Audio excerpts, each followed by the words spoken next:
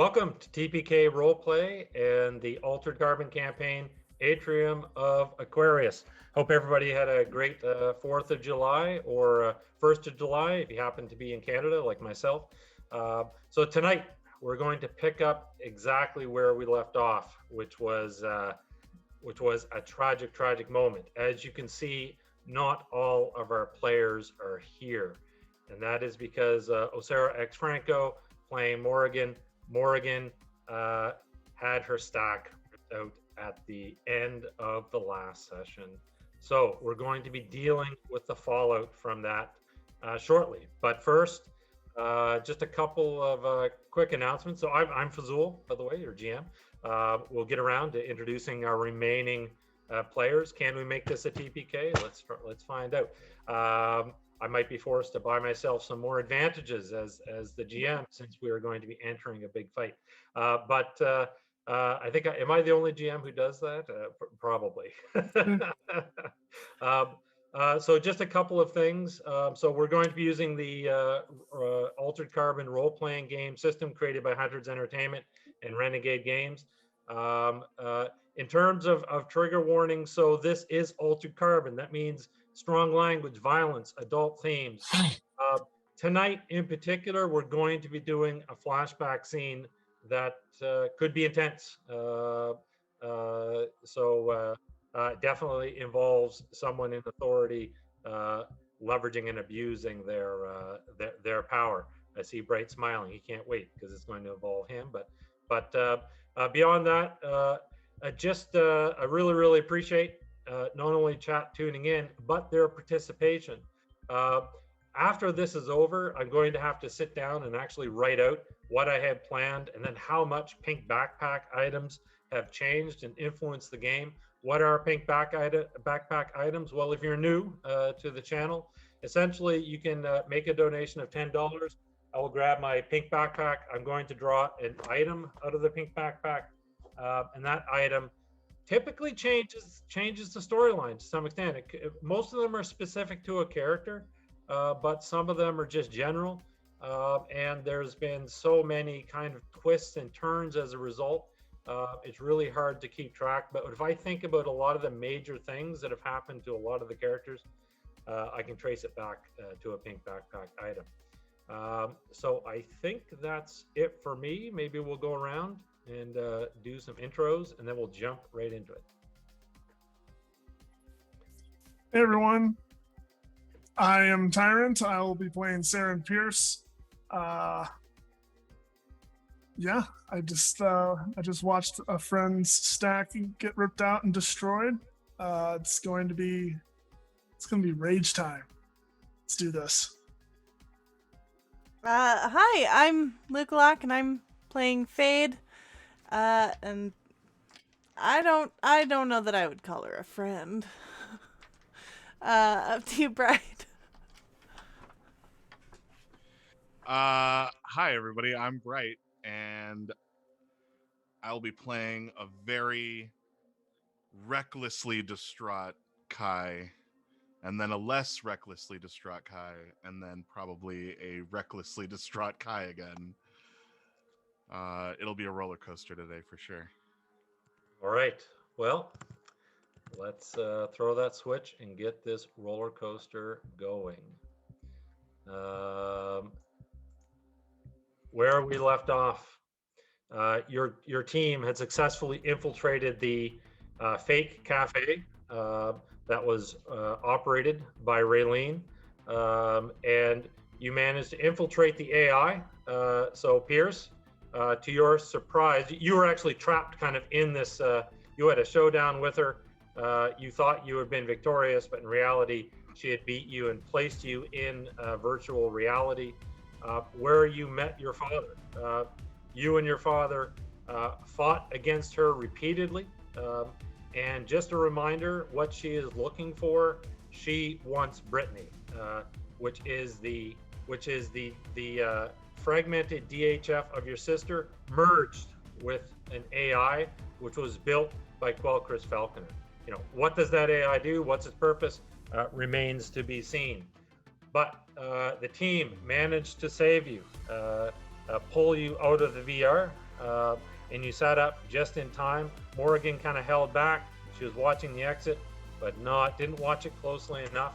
As to your horror, Mr. Lung, who was the barista from downstairs, just handing out a mean Americano, he tore out her stack with this very vile and wicked looking weapon.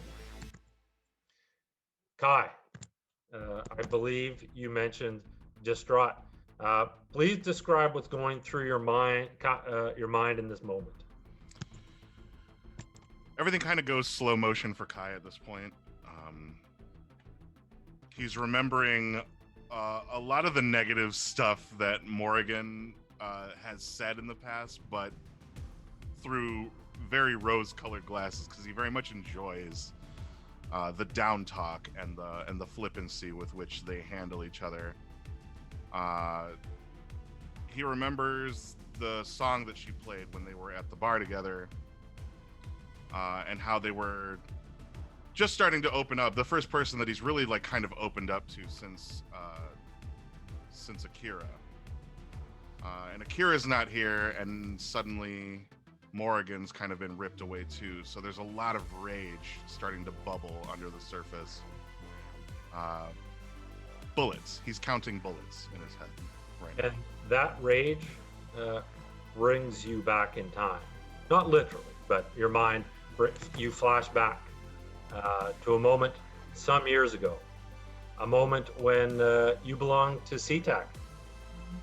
You were part of another team, another crew, where you worked together to protect the Protectorate, bring justice to the galaxy. This was just after an operation on Harmon's. Am I saying that right? Hey, I forgot the name of the planet. Harmon's World. Yeah. This is just after an operation there where you routed a splinter cell of Quellists. So Quellists tend to be people who believe in the beliefs and philosophy of Quelker's Falconer, but they are not the envoys. It's just they're a separate group. So you, as a part of this Praetorian Black Ops team, you're actually celebrating your leader, a Major Darius, brought you to this penthouse. Beautiful, right? This is your you fight hard, but you party just as hard when it comes to this group. You operated outside of the law, and this night is burned into your memory. As you look out over the city, the rain coming down on the windows, and overhead there are skylights, and above you can see the angels are lighting up the night sky. And essentially, the angels are essentially a ring of satellites that were built by the Eldar race. And if you think about blue lightning bolts kind of dancing between them, forming this periodic grid patterns in the sky. So this night you remember. As you're all kind of gathered, sharing drinks, you and old comrades, Griffin, Orpheus, Coven, you fought alongside. You've saved their lives. They've saved your lives. But this is the first time you've been brought together as a group by Darius to celebrate. And he steps up to the front of the group, raising a glass. He's like, the Assyrians, Byzantium, Han dynasties, Sumerians, Rome, even the fucking Eldar race. Do you think at any point the people who belong to those civilizations believe that they would end? He goes, it is inevitable that all empires fall unless great measures are taken to preserve them. Because you are those measures. You are my elite. And he'll walk up to each of you and give you that kind of rough bravado, kind of, just kind of clench your shoulder, clench your arm, that you only kind of experience with comrades in arms. You are my elite. You are the ones who do what others won't do in order to make sure that what we have built doesn't crumble to dust. You can have no doubts as to your purpose. So he'll walk right up to you, Kai, and kind of look you in the eye.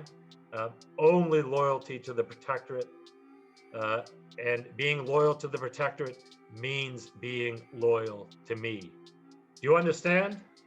And at this moment, he is expecting that kind of "ooh yeah" or "yes sir," type thing. Ooh.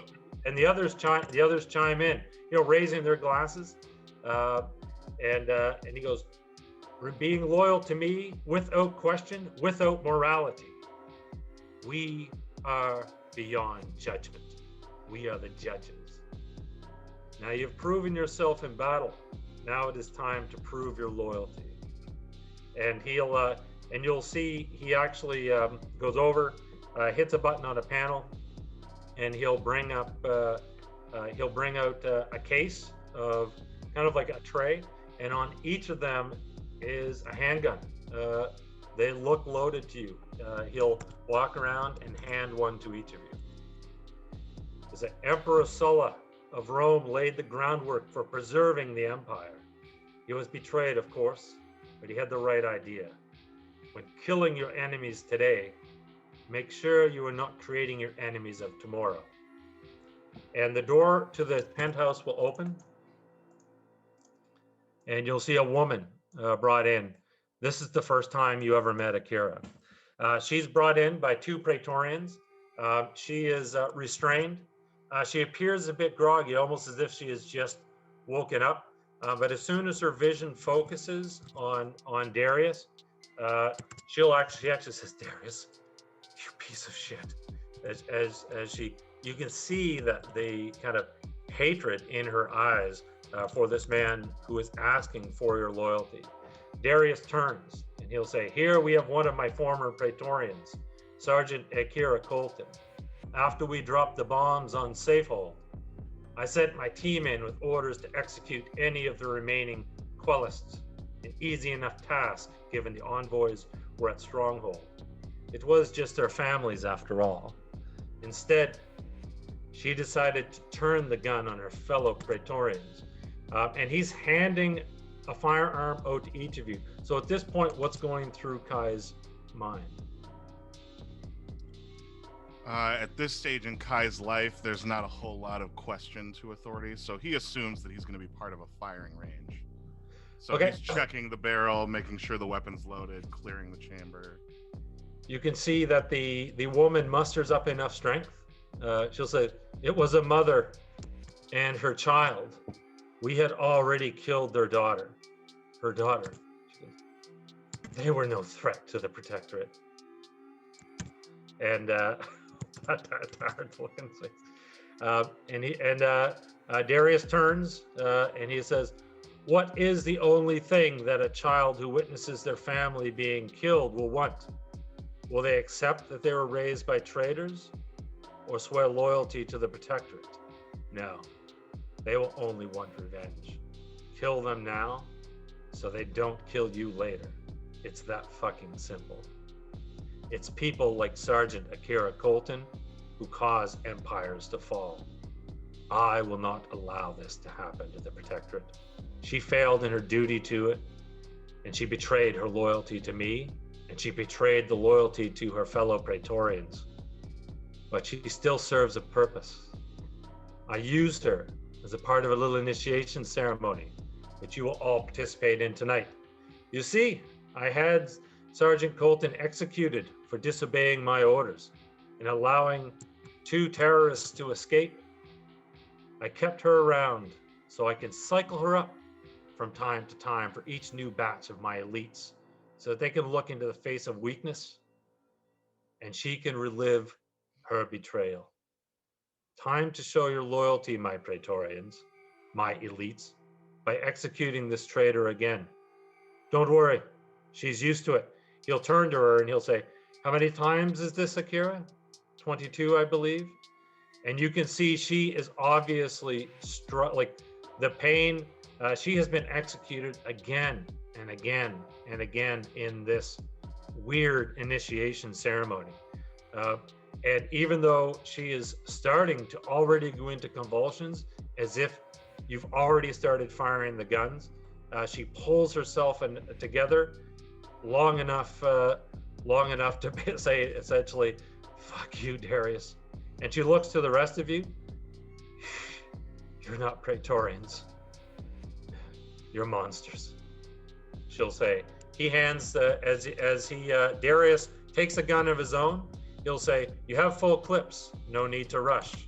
Might as well start with the limbs." Oi, little girl. What's your name? She looks up, and Darius will take a look towards you, as in, like, you know, he was about to fire the first shot, but he pauses, and she's like, "What's it fucking matter?" I need to add you to the list. I tattoo the name of every kill I've ever had on my back. "Fuck you," she'll say. She's you know, that just kind of resolved. She actually puts up a little bit of a fight with the two Praetorians that are holding. She gets one arm out of her restraint.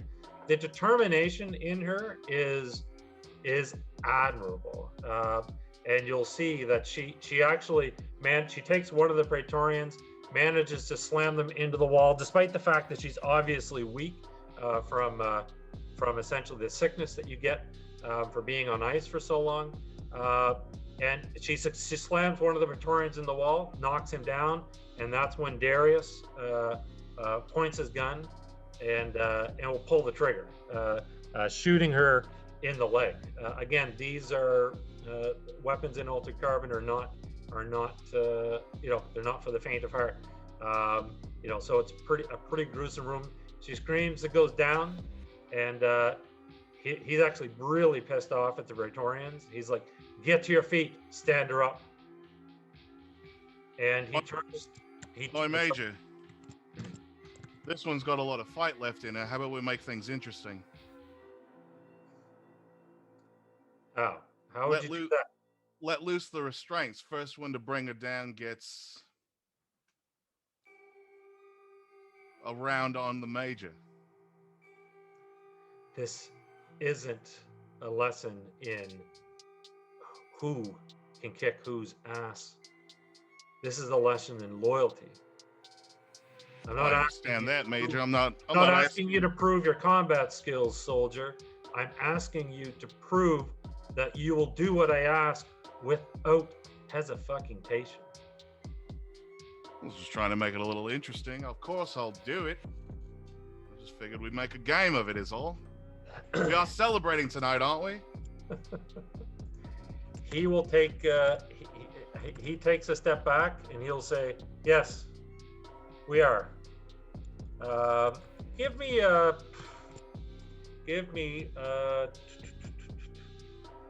what am I looking here now? Probably expression roll." I know it's not probably one of your highest skills. It's funny, I just noticed that there's no like persuasion skill. Am I not seeing it?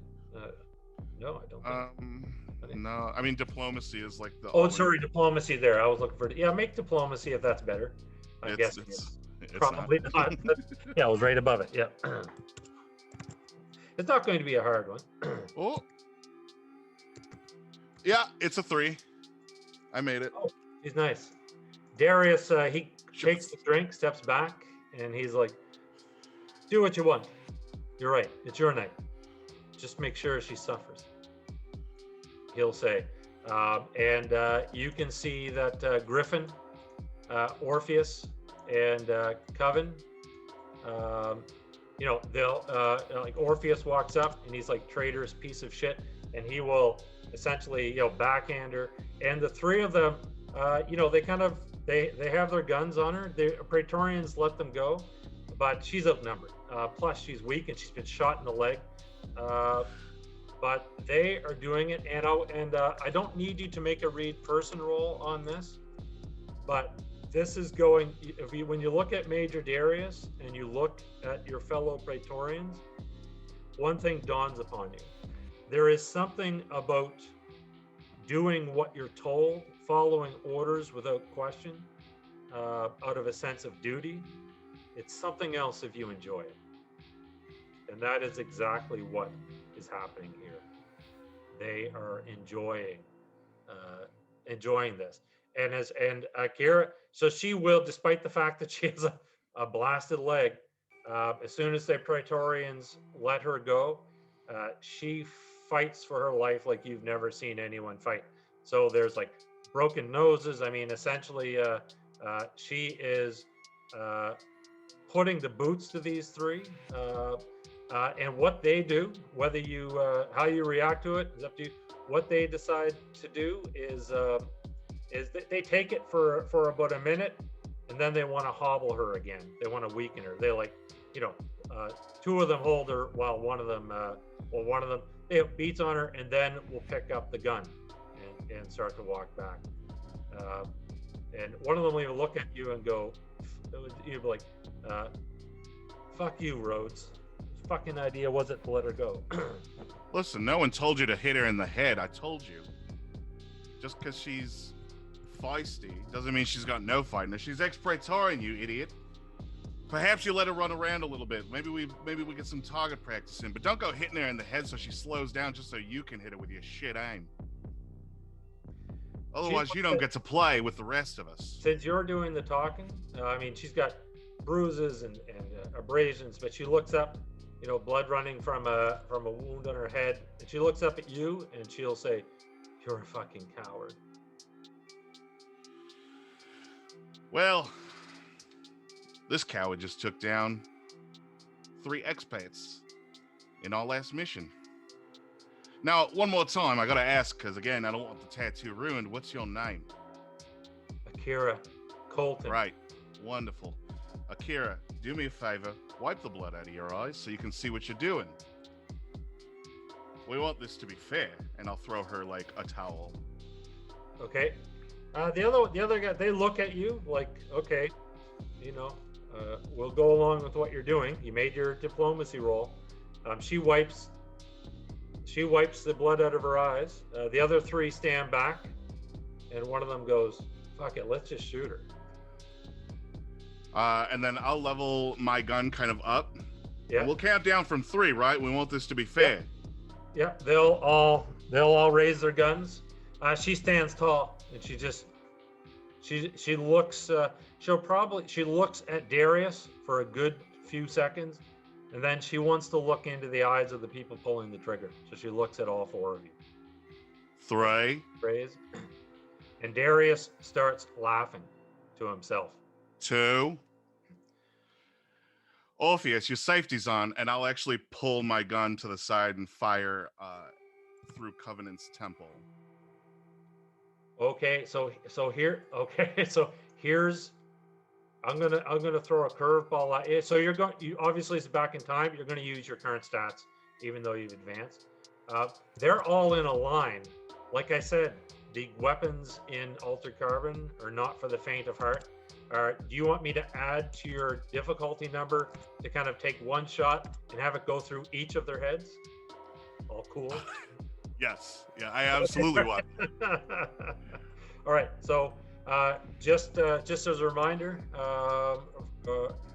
for chat, basically the target number for each player is determined by their attributes. So in this case, you're going to use firearms, and the perception bonus is going to be your target number. I believe, is that 6 in your case?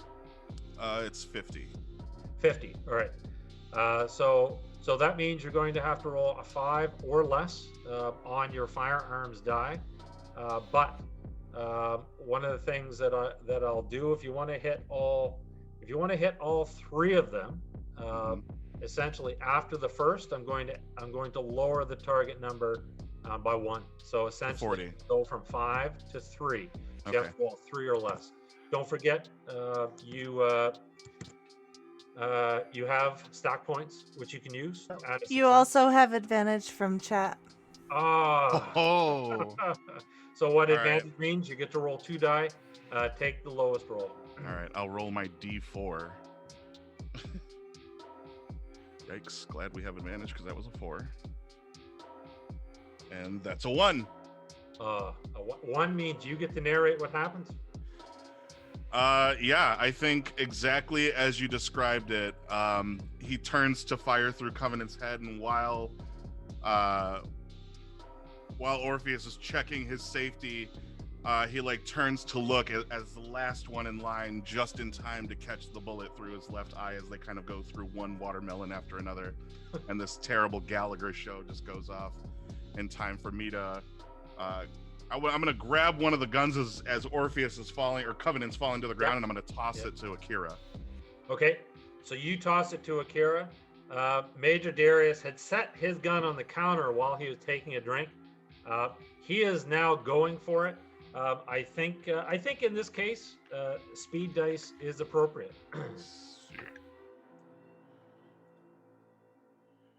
So you're basically going to roll 1d6 for every point of the first digit of your perception attribute, and just like I need more of these. Just like poker, we're going to pick our best and put it forward. I suspect, just as a piece of advice, I suspect this is not going to go many rounds, but I might be wrong. So I'm going to pick my best. The best I have is a 2. I also have a 2. So essentially, this is happening simultaneously. Oh, I should roll. Is Akira rolling also? She is. Yeah, she has a 2 as well. So essentially, it's like he grabs the gun, you swing, you toss, she grabs it, and all three of you, the guns come up. So he is choosing. Yeah, he's going to fire. The question is, who will he fire? All right, you decide. I assume you're just firing at him. So, all right, I know what he's going to do.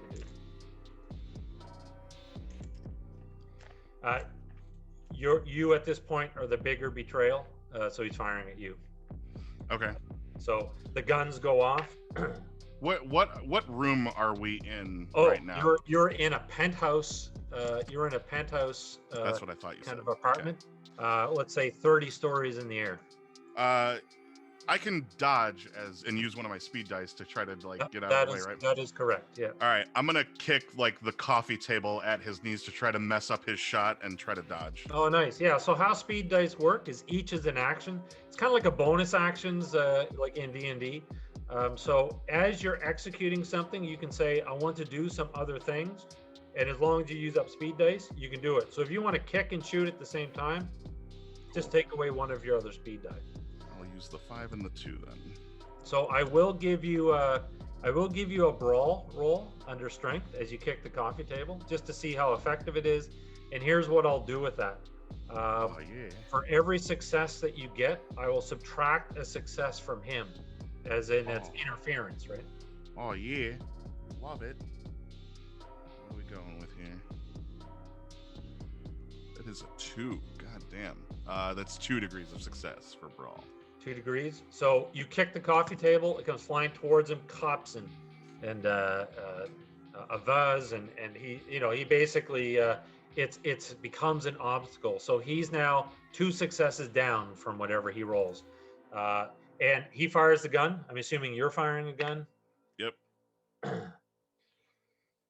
All right. So he has 1 degree. He after your 2 interference, he has 1 left. So he has 1 degree of success.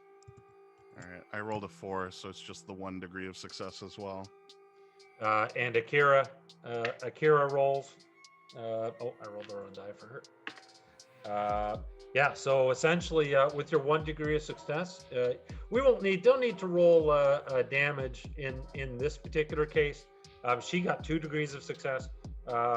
So the guns all go off. You will take a hit. You take a hit in kind of the shoulder. But it's 1 degree of success, so your damage threshold will soak that up. He gets hit twice, so you hit him kind of in the torso area, and Akira, I gave her a penalty. She actually shoots him in the hand holding the gun, and again with these type of weapons, literally blows it off. So he basically So he falls back onto the counter, which is why the subsequent speed dice don't matter, because he's been disarmed, I guess, literally. So he's like, you fucking traitor. Yeah, that's the thing about following orders, is that as soon as you start telling people to kill kids and women, that's kind of crossing a line that you can't come back from. So far, I haven't crossed that line. You haven't asked me to. There are no fucking lines. Oh, well, that's not true. That's not true. There's always a line. I cross a line and I get let go. I get probably killed, as the situation turns out. You're lucky enough that you're just going to be, what's the phrase? And he'll cock the pistol one more time and aim and say, dishonorable discharge. And he'll shoot through the head, but not through the stack. Oh, okay. And he goes, good one-liner, dishonorable discharge. And boom. And he goes down, and Akira, badly injured, you kind of take her by the shoulder, and the two of you walk out. And with that gunshot and Major Darius's head disappearing, you flash right back into this moment where you see Morrigan's body hit the ground. And so as she collapses, you can see Mr. Lung is standing there, but there are also, he's not alone. Kind of brushing past him on either side are two, for lack of a better word, assassins, also in the employ of Reileen. I guess we will begin. So I guess bringing Fade and Peirce into this. You've just seen this. I mean, it was shocking, but there's no time to grieve because your own lives and Stacks are now in danger. So we will go to speed dice once again. So essentially, everybody can roll. Pick the one that you're going to use on the first round. Oh, God. I don't have good luck with speed dice, but... Oh, bad. I just had the same reaction. I was like, I don't like to see all those sixes and fives. Listen, like we said earlier, it's weird not liking all 5s and 6s and 4s. Oh, I always get messed up. You're right, because instinctively when I look at it and I go, yes, 2 6s, and then I go, oh no, wait, that's bad. Good for fireballs, bad for altered carbon. So on the first round, I am going to come out swinging strong. I'm going with a 2. I'm starting with my 1. Okay. I'm going to use a 4. I also have a 2. What's the order of? If it's 2, it just means it happens simultaneously. Okay. So essentially, even if you killed them, for example, they would still, their actions. Right. Yep. Still count. Okay. So Kai, you are up first. So these 2 assassins, by the way, when they whip out, they pull out just the handles of blades, and it's potentially Christmas time for Peirce. The blades actually ignite into energy blades. Maybe Christmas time for somebody else too. But as they step forward, and as they kind of run forward, we'll say there's like a heart monitor thing or a piece of medical equipment. As one of them pulls out the blade, they just don't even pay attention to what's around them. They just kind of bring it out and ignite it, and it just passes right through this piece of machinery like butter. All right, so Kai, you're up. You said I could add penalties to fire 2 of my 2 guns at once, right? That's right. So essentially, it's a 2 penalty. So if you're normally 5, you need to roll 3 or less. Solid. I will. And just a reminder, that does allow you to fire 2 guns at once, but it does take away 2 potential successes, and successes mean damage. Just as a reminder. Right on. Yeah. I'm gonna fire both at once. Okay. Let's try to make that 3, baby. Ooh. 2 and a 3. How many points do I have?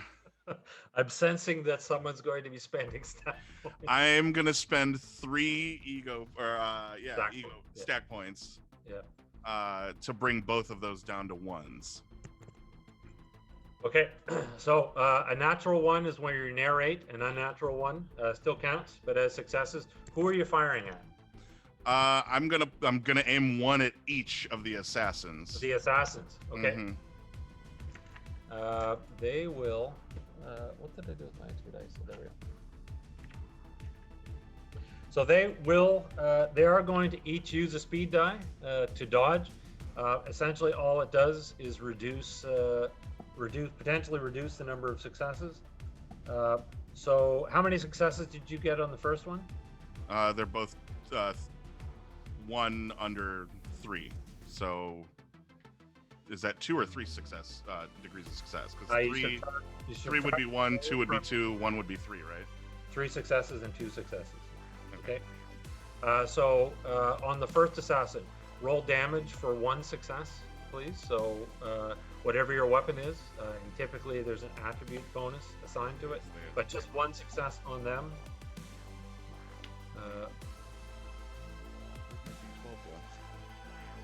And on the second assassin, you actually have 2 successes.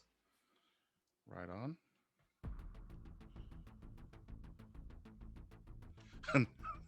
Natural 12 on the die. Oh my god. Plus perception is 5, so 17. You said that was how many levels? 2? Just one level on the first one. Okay, so he 17. will take 17 damage the first That's assassin. So the blast hits, but it's just not a non-lethal. These impact. are both hammers, by the way, so he does have to make a toughness check to avoid knocking prone. Oh, nice. Okay, very good.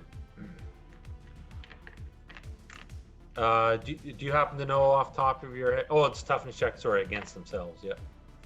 All right. So the first assassin takes a hit and actually gets blown kind of up off their feet. They land onto some medical equipment, and the second assassin, that's going to be 2 levels of success. Okay, then they take 26. 26, nice. 26, yeah. Wait. Yeah, no, 26. Yeah, 8 plus 5, 13, double. They rolled a natural 1 to resist the knockback.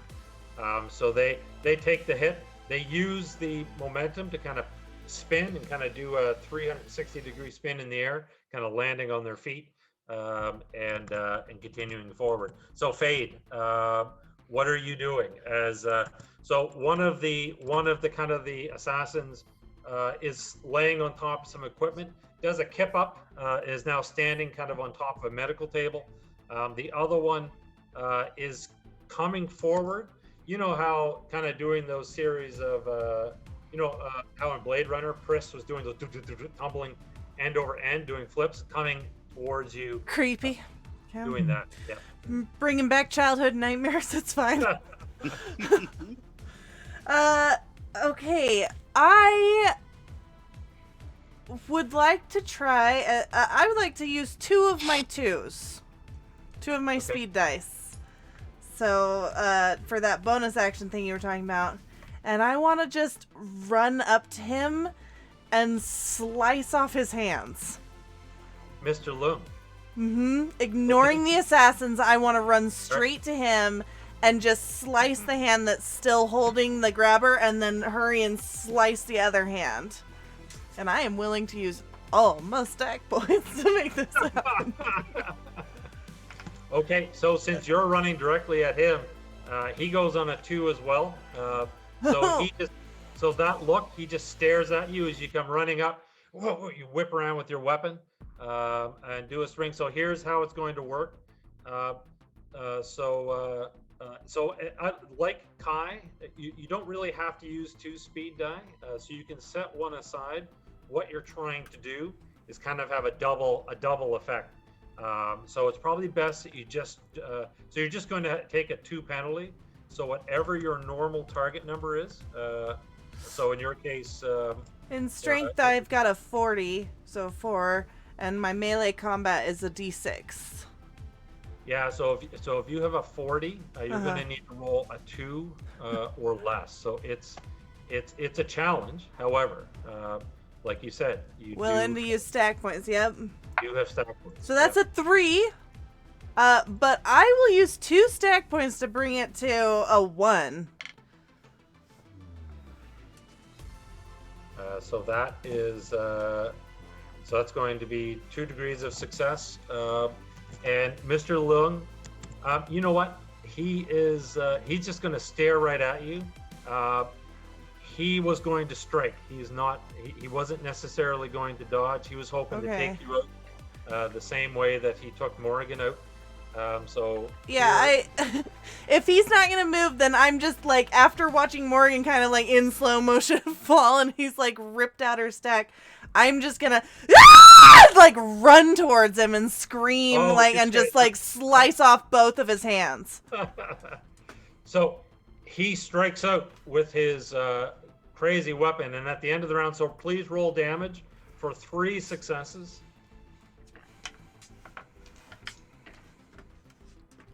Do I do for damage again? Oh, this is your sword, right? Yes. My melee. Okay. Yeah, so it's die 8, plus you add your strength bonus to it, which you said is 4. So a die 8 plus 4 multiplied by 10, 3. So 30. Oh, nice.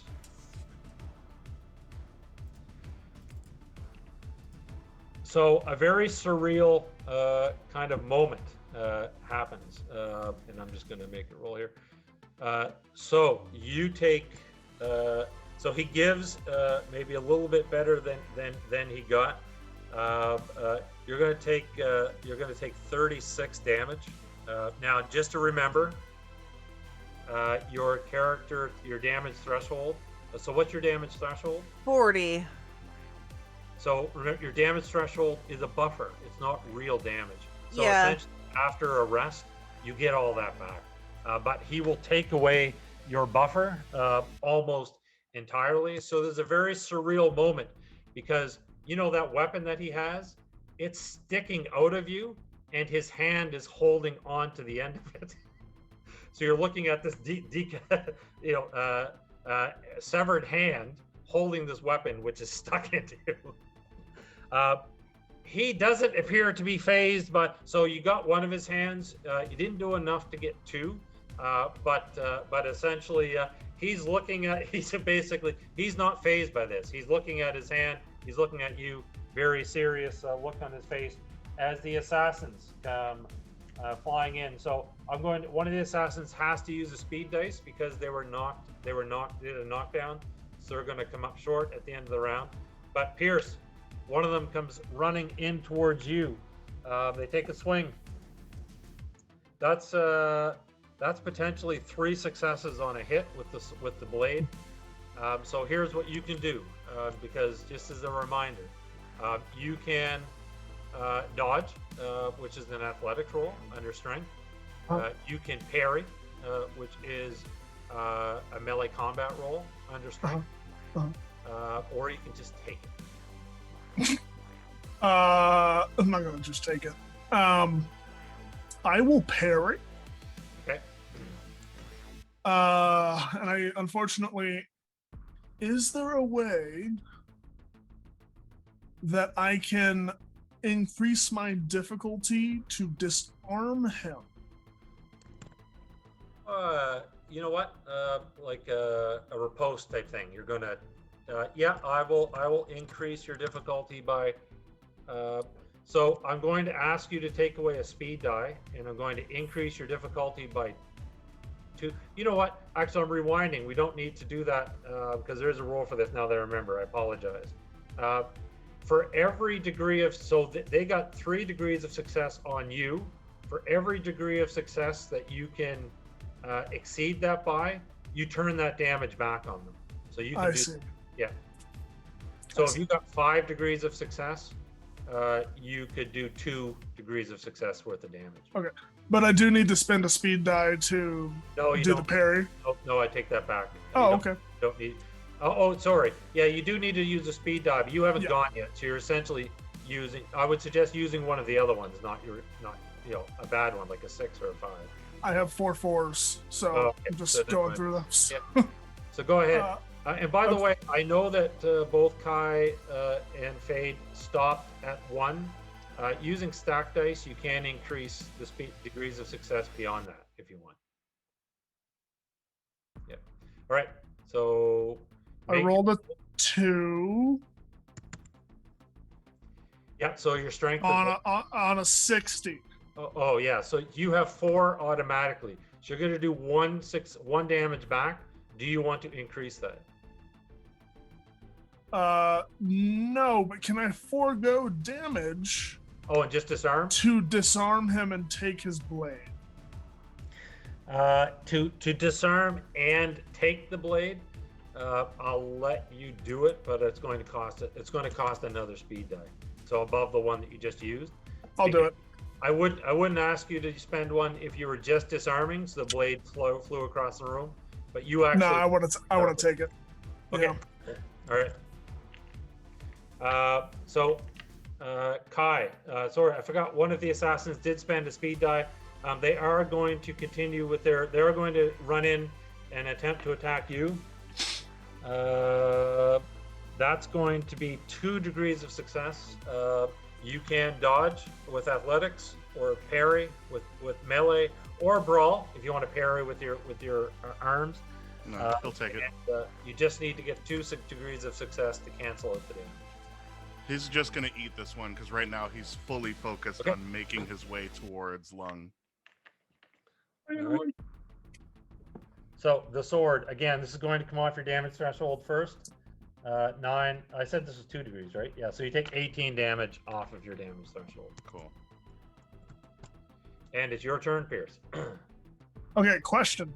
Yeah. Well, this blade, should I just treat it as a normal monomolecular blade, or does it have additional properties that I should be aware of? It does. So it does a die 10 instead of the normal die 8 plus strength, but it also is considered armor piercing. Without using a speed die? That's right. No speed die and armor. And so armor piercing essentially just gives it electric. This ignores armor. So armor, it's as if your opponent does not wear armor when you're using this sword. Sweet. And there's no rolls, no degrees of success. It just treats it as if it's not there. Yeah, so this ninja comes in and slices at me, and I palm him in the face, take the sword out of his hands, flip it around. Yep. I strike back at him. Okay, and I'll say if you can roll any natural ones, automatically limbs are lost. How about that? Okay. Sure you want to do that? Because I get advantage on all of these rolls. I rolled a 4. I have a -2 in chat, so I'm going to make that a 2. Yep. So that's 4 degrees of success. And just checking. You know what? This is potentially a lethal hit. So the assassin is going to spend yet another speed die, burning through them to dodge. But I did not. I rolled right on, which means I have no degrees of success. So that means you do the full 4. All right. Just pause for a second. I need to do a transaction and buy myself some -2s. I have 20,000 adventure points. That should get me something. All right. That is going to be 48 points of damage. So that is enough to go through to burn through the damage threshold and reduce health to 0. So essentially, this ninja assassin, the blade just cuts them right in half. Just before we move on to the next round, or everybody pick your next speed dice. In your mind, Brittany, you hear Brittany's voice. She says, "Don't forget Dad's stack. It's in the machine." Next round, pick your speed die. So thankfully, I am going to use my last good roll. So I'm going to use a 2 again. A 2. What do you have, Saren? A 1. All right, you go first. The other assassin. Yeah, so the other assassin is currently engaging with Kai, and Fade is kind of face to face with Mr. Loon. Yeah, so photon blades slice. You're heading over towards the other assassin? Yes, and I'm gonna bolt through the bisected body and head towards the other assassin. It kind of falls and you step between. Yeah, that makes sense. So yeah, I'm gonna make an attack at this guy. Swoop! That's a 1. Oh my god. Okay. It's possible I can roll a 1, but I didn't.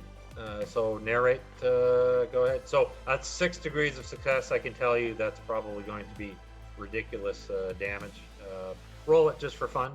I rolled a 10. Oh, 16 times 6. I don't know. I can't do that much math. So that equals death. You can narrate how it happens though. I think there's some sort of like overcharge the blade when it hits, so it like goes in halfway and just explodes into mist. And he drops the other blade, right? That's right. Yep. All right. I'm just gonna kick that to the side a little bit and remember that for later. All right. But that's it. All right, over to the 2s. So, Kai, you're freed up from this assassin. You can see Peirce is at your side. Just cut it down with some crazy energy blade. But Mr. Lung and Fade. Here's, you know what? No speed dice. And before we get to the actions, I'd say intimidation against intimidation. You came screaming at him. Now you're staring face to face. And he has given you just a look. Let's see who has the stronger will. Who blinks more or less. So you can use. So if you want to, so here's the deal. You can choose to use intimidation, composure, or discipline. That is up to you. But if you use composure and discipline, or defensive, as in you're just going to try and resist what he's doing. If you actually want to try and intimidate him, you have to use intimidation. I rolled a 4, but I would like to use a stack point to bring it down to a 3 for a level of success. He has an amazing intimidation, probably one of the best that you can get. But I actually rolled the worst roll I could have on the die. So I rolled a 4. You bring it down. You brought it down to a 3, did you? Yes. Oh, so you actually got 1 intimidation over him. So you can take your action. His action is he's backwards down the hall. You've just he sees something in you that he rarely sees in what he would consider a victim, and what he sees is an equal in terms of their passion and dedication to just doing what they need to do. So you actually, kudos, I might even give you a stack point for that, for causing Mr. Lung to second guess himself. And as he steps back, what you can see at the other end of the hall, do you remember for last session where I said there were 20 people down in the cafe and they were all essentially, they were all in Rayleen's employ? You can see all 20 of them. The hallway is only big enough for 2 across, but that mass of hench people are now appearing at the far end of the hall behind Lung, and you can attack. You can go ahead, Fade, but his action is to basically backtrack and fall into that crowd. Use them as a shield. He's going to try and get to them before you get to him. What do you want to do? I'm gonna turn back to the others, and just like in a split second, like try and like see if like they are going to follow me down this hallway or if we should retreat. There are other exits to the room, but so when she looks back, Kai, Peirce, you see this mob of 20 people coming down the hallway. What's your actions? I'm running towards Lung. My goal is going so to be... when you look, you see Kai doesn't look like there's any word for retreat, any sign of retreat. He's running forward. Peirce. Are there any security doors between this mob? There is. Yeah, there is. You would have to hack. It would take a data. Now you have done your actions, but on the next round, you could do a digital networking roll to bring it down. Ideally, well, is Lung like past the mob at this point, or no? Not until after he is. So on his action, I'm going to say on his action, he's going to get to the point where the mob can kind of provide him with some protection, but his action isn't over until Fades is over. Yeah. I believe, what you am got I? as well, right? We all got twos. Yeah. Yeah. So he's not out of harm's way until everybody gets to go. So. Okay. Yep. So Fade, you're closest. Kai's running towards you, but since you're closest, I'll let you kind of take an action here.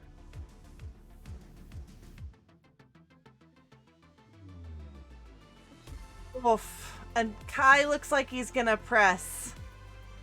He's got. I assumed you have two guns extended in front of you. No, but I'll explain when Fade's done. Okay. All right. And of course, Kai, as you rush forward, just to hit this home, you have to jump over Morrigan's body. Yeah. So my action, and I'm so sorry, Kai, but Fade is going to lower her blade, turn, and pick up Lung's arm that is still holding the thing with the crushed, I'm sure, stack and bloody viscera hanging from it, and I'm just gonna pry it open and grab whatever remains, blood, gore, and all. Yep. And there's pieces in my hand. Yep. Okay. So you're grabbing essentially what remains of Morrigan's stack. Yes. All right, and then you're falling back. Yeah. I'm gonna look back, and I'm not leaving her here. And then I'm gonna move back. So Kai, so Fade grabs she scoops up what she can. I assume you keep that weapon as well.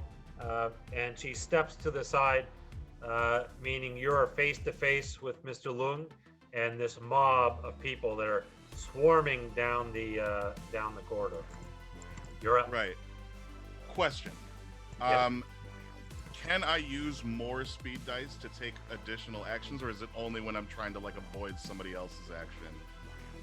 Typically, additional speed dice are used the same way that bonus actions are within rounds. You have your attack, and then there's bonus actions. However, describe to me what you want to do, and so I'm the GM. I can change the rules whoever I like, and if it's cool enough, I'll change it.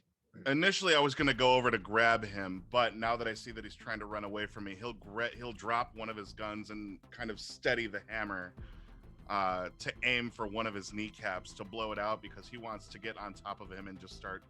He's tired of shooting guns. He wants to get his hands on Lung.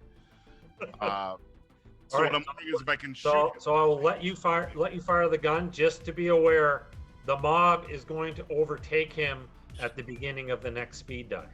So he will be lost in the mob, but he'll be incapacitated, or he'll be on the ground.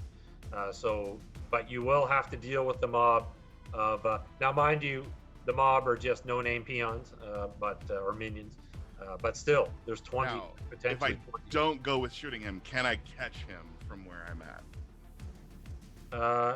It's going to come down to, so he acts on this round. He's using his speed die for it. It's going to come down to who gets the most successes. You can run forward. But just as a reminder, if you catch him, then both of you might be overrun by the mob. I'm okay with this. I'm gonna go for him, and I'm gonna go for a full-on tackle to get him on the ground. Okay, so you see Kai charge forward. his boots leaving the ground as he dives towards Mr. Lung. And he's going to make a roll to do his disappearing act into the crowd. Oh my god. I have 2 successes. And what am I rolling? Brawl? In this case, it would be Brawl, yeah.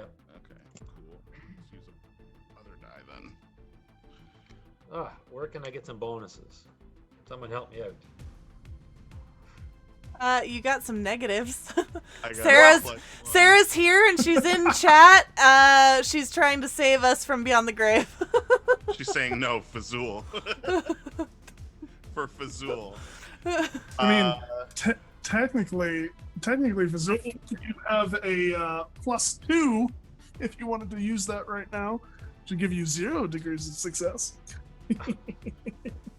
Wait, how does this work? Do I get to choose when I use the negative, or does it happen on the... I think it makes sense. Listen, if chat did it now, on the next they must want it to happen on the next roll. So Mr. Lung has 0 degrees of success. Sarah has said it all caps. I am not doing that. him justice. Yeah, although I managed to kill 1 player, I guess I should be happy with that for 1 character. Okay, so he has 0 successes. He backs away, but you know, he's bleeding from his arm, and the crowd actually kind of runs into each other, and they kind of get stuck before they reach him. So you get to him first. How many degrees of successes do you have? That's 4 degrees because I rolled a nat 1. A 4. So since that was Brawl, that's going to be 4 damage. So essentially, when it comes to unarmed, it's just your strength bonus times the number of successes. My strength bonus. Yeah, so that number, so the first 44, number of your strength, which is what, 4? 40. Yeah, my strength is 44. 40. Yeah, so 4. So you do 16. You beat him for 16 damage. Also, Purple has given a pink backpack for after combat. Okay, awesome. Wait a minute. There is maybe we should pick backpack right now. Mr. Lung escapes. Okay, thank you, Purple. No. What are the odds? No, I'm joking. Oh no! Oh no! No, he doesn't. He takes 16 damage as you're just like beating on him, and it's the next round for the speed dive. Here is the deal. Because of the disadvantage and the fact that I had 0 successes, the mob got momentarily tied up, but they're becoming, they kind of got bottlenecked, but they're freeing themselves. And as Kai is on top of Mr. Lung, he is definitely at risk this round to be overrun by the mob. But all my good die are gone. The best I got's a 4. Anyone got anything better? I got a 3. It's my last. 2, okay. Playing a 2, a 3. Fade. What round are we on? Because I had 3 Third. 2s. Third. We're in the 3rd round. We're on a 3rd round. Yeah, I got a 2. Okay, and you had a 2 as well, Tara? Mm-hmm. Yep. Okay. So you see, Kai is beating this guy with his fists, but on their round, their mob is going to descend on him. What are you two doing? I'm going to start firing my energy weapons into the crowd Okay. to try and keep them back from Kai. Just kind of suppressive fire against the oncoming crowd. So everything fired at the crowd, because they're shoulder to shoulder, squeezed into this hallway. Any firing on the crowd is advantage automatically. If you already have advantage for whatever reason, then you just keep adding it. You get an extra die, triple advantage. So energy weapon, what are you firing? This is kind of like a pistol? It would have been something that Bright gave me. Kai, what did you give me? You gave me a whole bunch of things. I gave you squeezies. Did I give you anything else? There was probably something else besides the squeezy. A long slide pistol would have been in the bag of stuff that I gave you. Okay. I'm using hammers now. Okay. So you can choose between your squeeze pistol or the long slide. Whichever one's gonna have the fastest rate of fire, just to spray bullets into this So I am going to, before you roll, I'm going to throw something out that I remembered from the last session. If you recall, you used the Elder artifact to pull DHF out of the security guards that were in the room. Yes. But the Scintillion was depleted in charging up the Elder weapon. The Elder weapon absorbed that energy, that DHS stack. So just a reminder that. Sweet. I thought it was still depleted. Yeah. It does appear to be depleted, but I think you were trying to do something with. Oh, you were I was trying to recharge it with dead DHF, like with dead bodies, but live DHF stuff. So recharge it. Listen, I'm going to give you Elder artifacts are a bit like magic in the sense that willpower plays a big role in it. So this would be discipline. So discipline, mental discipline, and harnessing and manipulating the energy. Okay. Oh, you guys, she's not great on the discipline. What is this, a geography rule? 6. Okay, so I got a 6. I need a 3. I will use more stack points though. Okay. Right. To bring it down to a 1, and I would love to push enemies back. So let me remove all these stack points. Like, I just want to do just force them back past a security door that I can see and hope that Saren Peirce, can close it. So you so again you hear a voice in your head. It's your own voice that says, "What do you want?" I want them back, and I'm just gonna push them back with my will, just trying to force it out and into them. In this case, it'll be expression. Hell yes. Expressing yourself. Hell yes. Okay. I can do that. A 1. I have a D6 in expression. Wow, and just so chat knows, stack points, they have 10. Each player has 10, so they can do it. But a 1, you don't need any stack points for that. So here's where I'm going to basically. So essentially, you get to narrate this, and I'm going to allow you to think about this like a wish in D&D. You've just stated, I want them back. I'm going to let you narrate however you want how this unfolds as the energy is released from the Elder artifact. Go ahead. Okay. I am going to it's almost like a shockwave comes out from me and flows towards this crowd and begins pushing them back, and then slowly their skin is going to start pulling back from their faces, and then their muscle until you see bone, and there's a moment of tension, and then they just splash against the back wall, just gore and shattered bone. It's like that scene in Terminator when the nuke goes and the person's holding onto the chain link fence and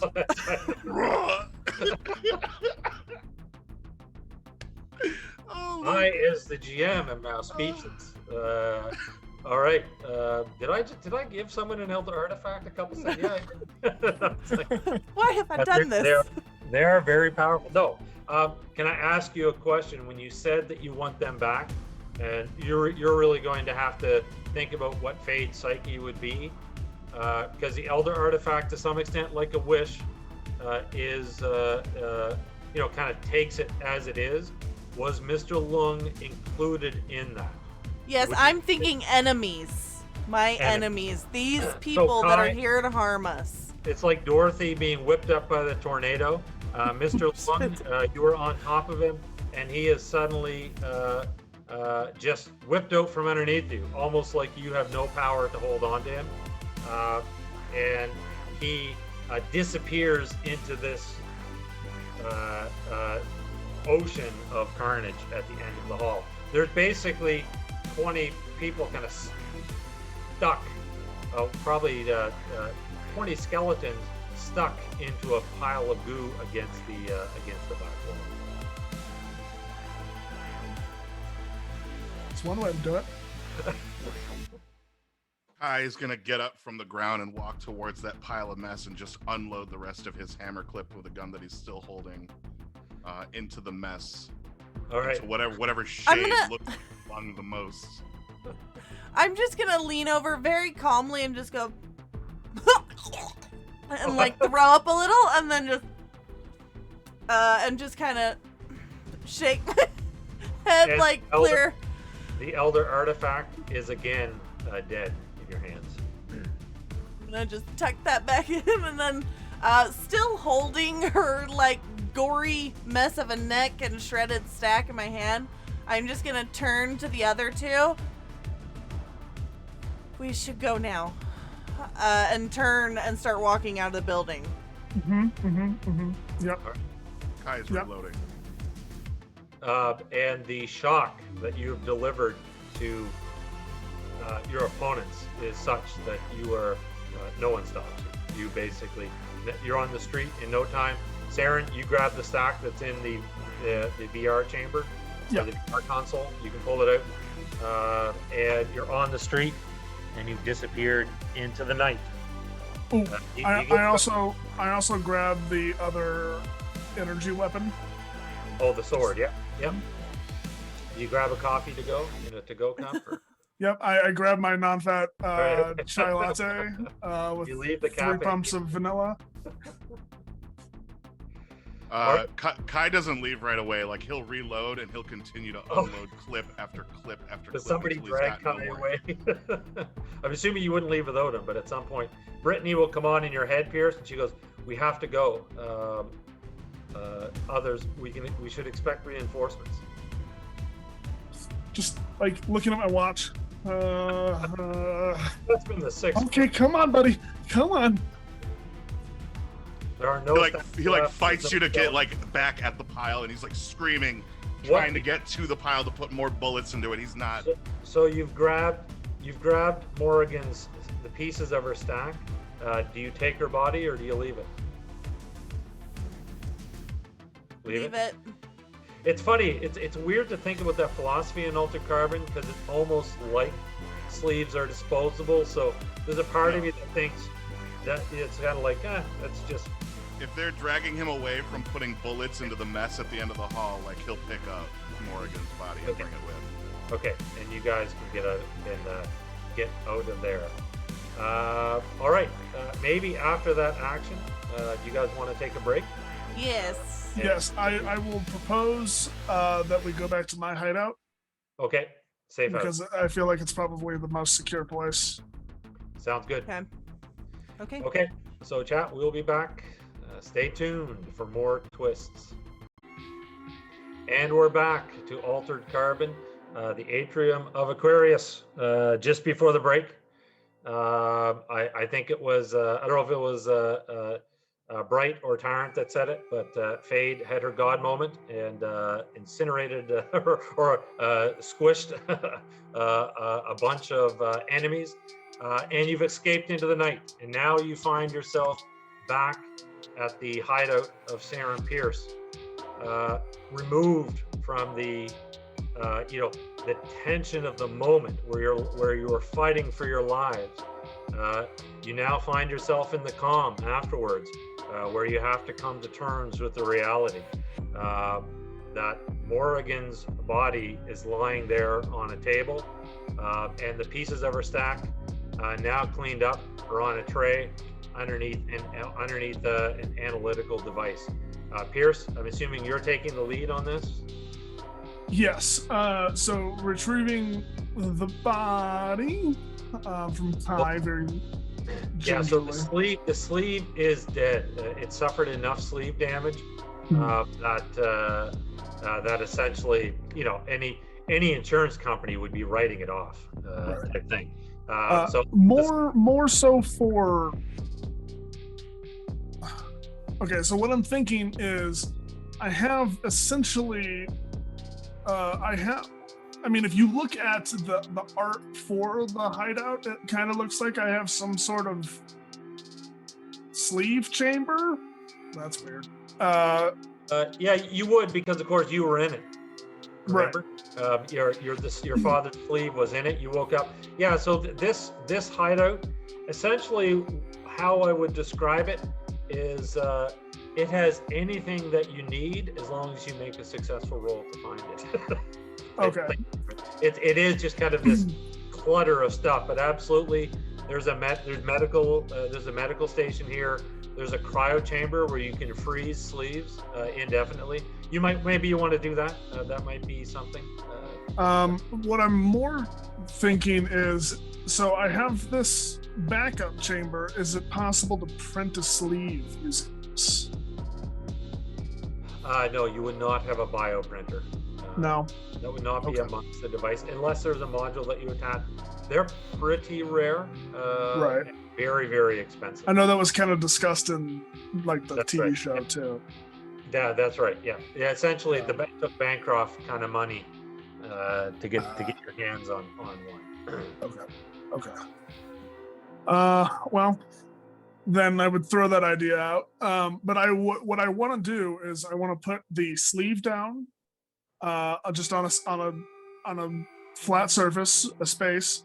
Put this whatever fragments we have of the stack next to it, and then Brittany, you communicated with Morrigan. You have been inside of her head. Could you take I can take a look. any information from the remains of the stack, from the remains of the sleeve? I will see what I can do, Saren, but she is gone. I'm sorry. Are you all right?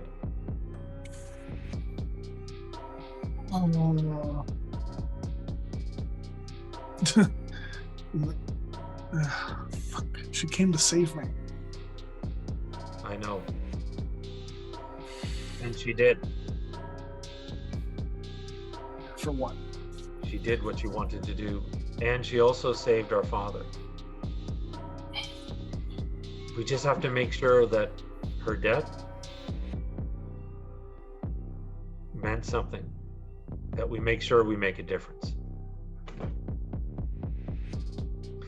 Meanwhile, Fade, as Saren, you're kind of thinking on your thoughts. Fade, what are you doing now that you're at Saren's hideout?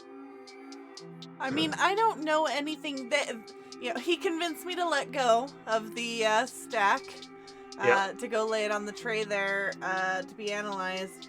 And I think at this point I have just sat down with my weird backpack / goldfish bag that I've made, and I've just like gotten out the creature plant thing, and like I'm just probably just like poking my fingers in the water and like touching it. Like I don't have anything to feed it, and now I feel like I know what it wants to eat, or at least be recharged with, and I'm just sitting there like kind of stroking it. That the energy is weak, but you do see it's brighter than it was before, and it is it to some extent is soothing you. It's reacting. It appears to be reacting emotionally, even though it's kind of hard to tell what it's experienced. But its behavior is very soothing in the sense that it knows that you're in pain to some extent, right? It will also, So that's essentially what it's doing. Kai, you're in a warehouse full of breakable stuff. No, joking. So you get back there. You see that Saren is working on Morrigan's body and her stack, but you see he does. He was active in doing things, and now he's just sitting there, kind of staring at a screen. Didn't appear to be doing anything. Yeah, I think upon arriving back, Kai would have been sitting next to the table, kind of just like sitting next to Morrigan's body. He would have probably sat there quietly, like watching Saren work. And even after he stops, he's just gonna sit there, and his eyes are kind of locked on Morrigan. He's not really paying attention to what Saren's doing. He's just kind of trusting that Saren knows what he's doing, and that he will pull through.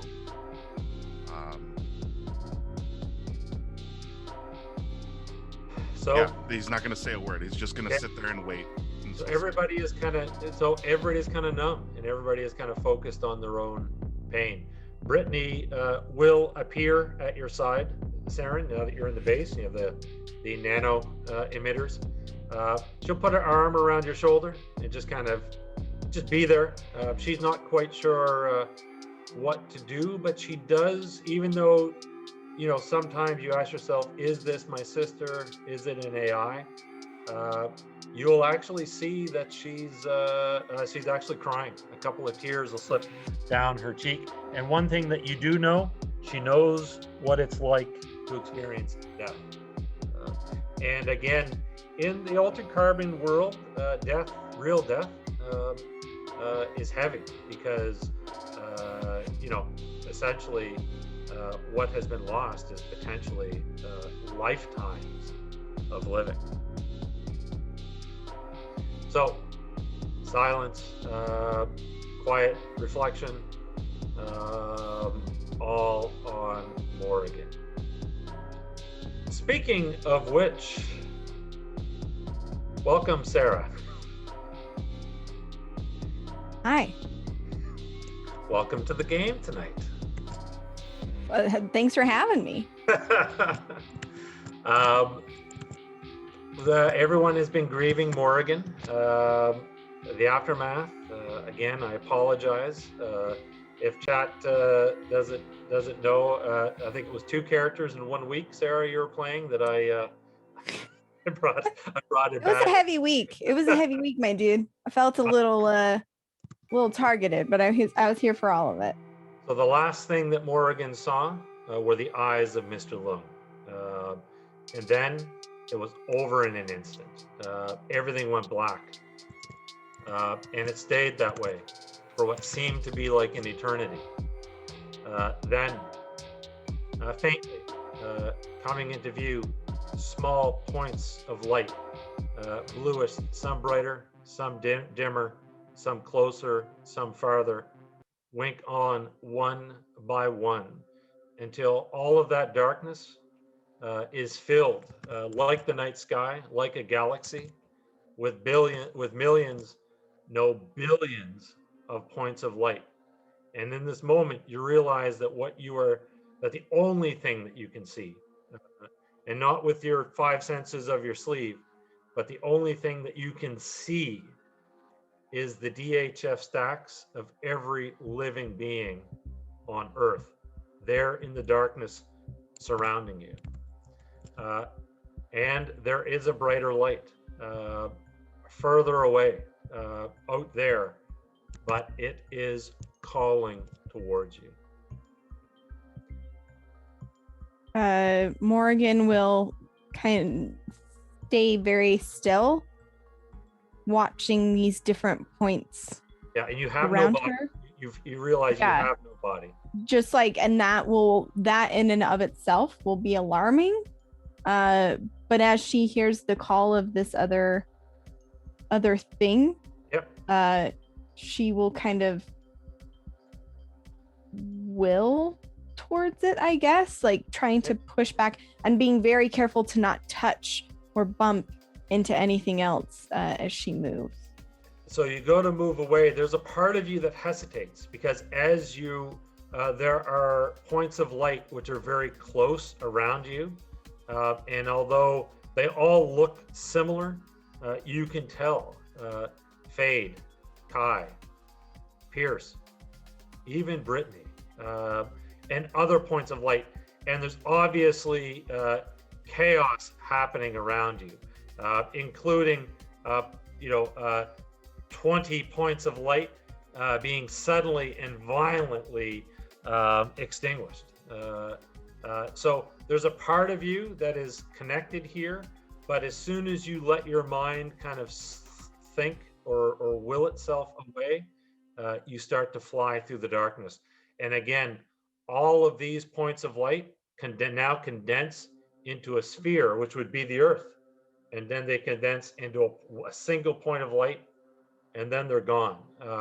As your consciousness just flies out into the darkness towards other points of light out there at great distances. And then there is a bit of it's almost like being thrown into cold water. There's a shock to your system because you've never felt more free. Oh, and the other thing that I should remind you is that as you saw those points of light, you saw threads connecting them, and you realize that those threads that are connecting one point of light to the other, not all of them, in fact, not most of them, but some of them, those threads is music. And in fact, it is the music, it is the music of Sonata. So, but suddenly you feel as if you've been thrown into ice cold water. There's a shock to your system as you take a breath of life. Again, it's painful and it's uncomfortable. Your body, I mean, again, you are free to go where you please. You were kind of a creature of spirit, and now you are a creature back in the physical form. And as you kind of open your eyes, you are someplace familiar. You're back in the shower that you visited twice before. You're on Neo Atlantis. And I'll move you over to Neo Atlantis.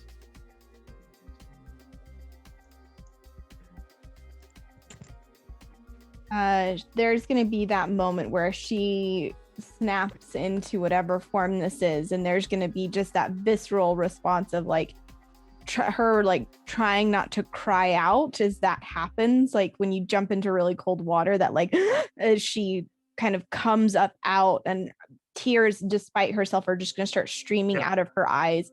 And as she puts her hand against the foggy like shower glass, there's going to be panic. There's going to be that like fuck. Your eyes focus on, you see that logo again, but you see it in more detail. You see Psychosec bioprinter model 11825. Okay, And bioprint. in this moment, your body has just been printed from raw material with a new stack, and your DHF found it.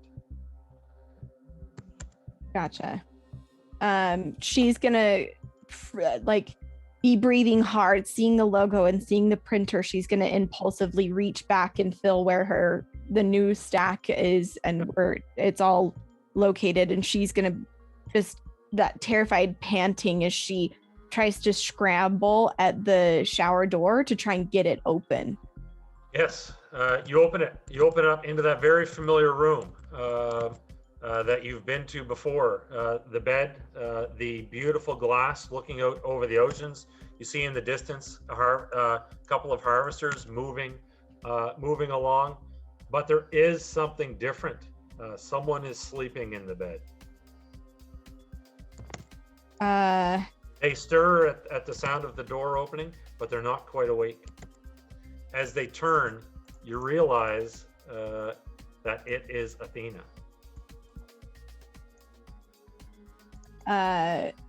If she recognizes who this person is, she's going to kind of, still getting her bearings in the sleeve, stumble over to the foot of the bed and just grab the covers of the blanket, like just rip them back and look at this person just dead in the face and be, where the fuck am I? She sits straight up. She looks at you.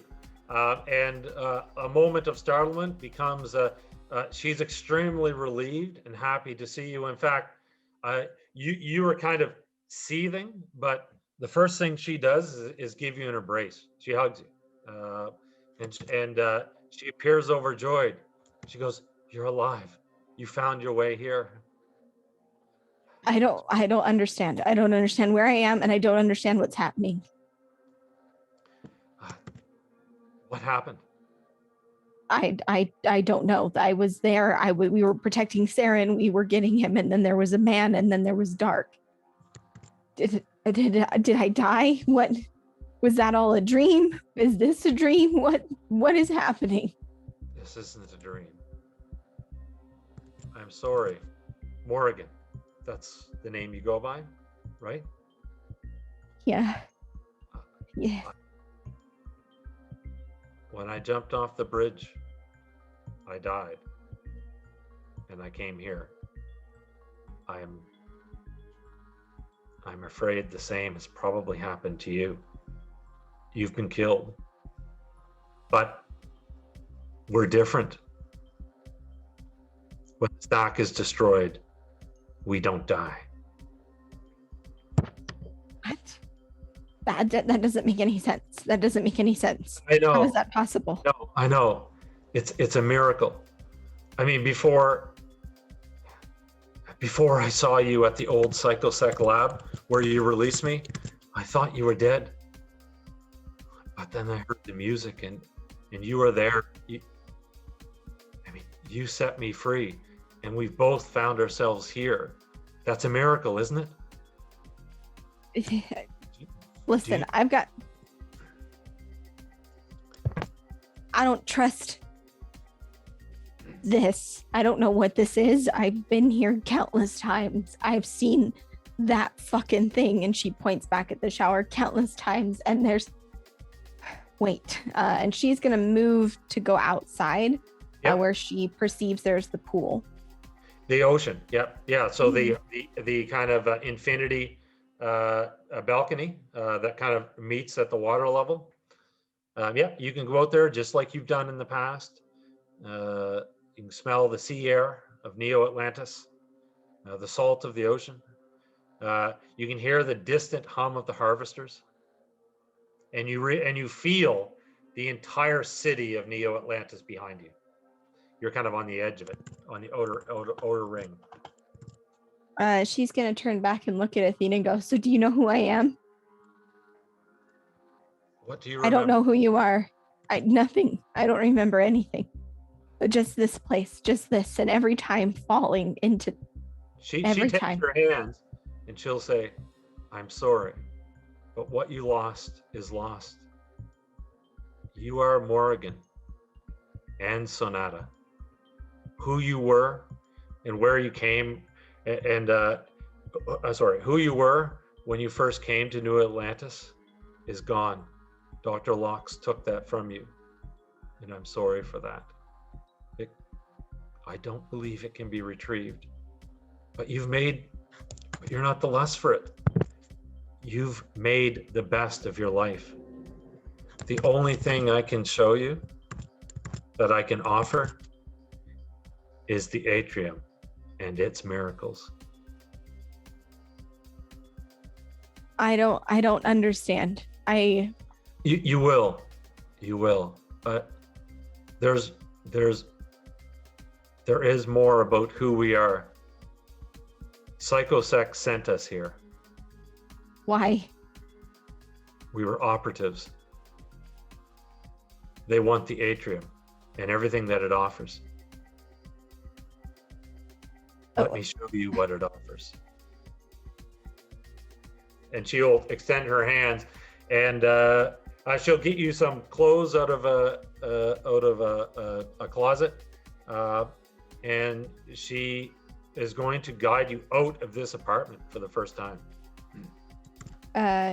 Morgan will hesitantly put on clothes, recognizing that they're not her own, and it will feel alien and weird and be kind of like it's a creature of continual habit for the last 4 years. This is very jarring. They are not your own, yet they fit perfectly. That will freak her out even more as she slides into them, and it feels alien and comforting at the same time. She'll look at it. She'll look at Athena and just say, "What about the others? What about the people I was with?" I don't know, but to them, you're dead. But are they okay? Can I find out? I don't. Yes. I don't know, but there's nothing you can do. We're too far away. You're here now. You're not there. You just have to accept that you're here.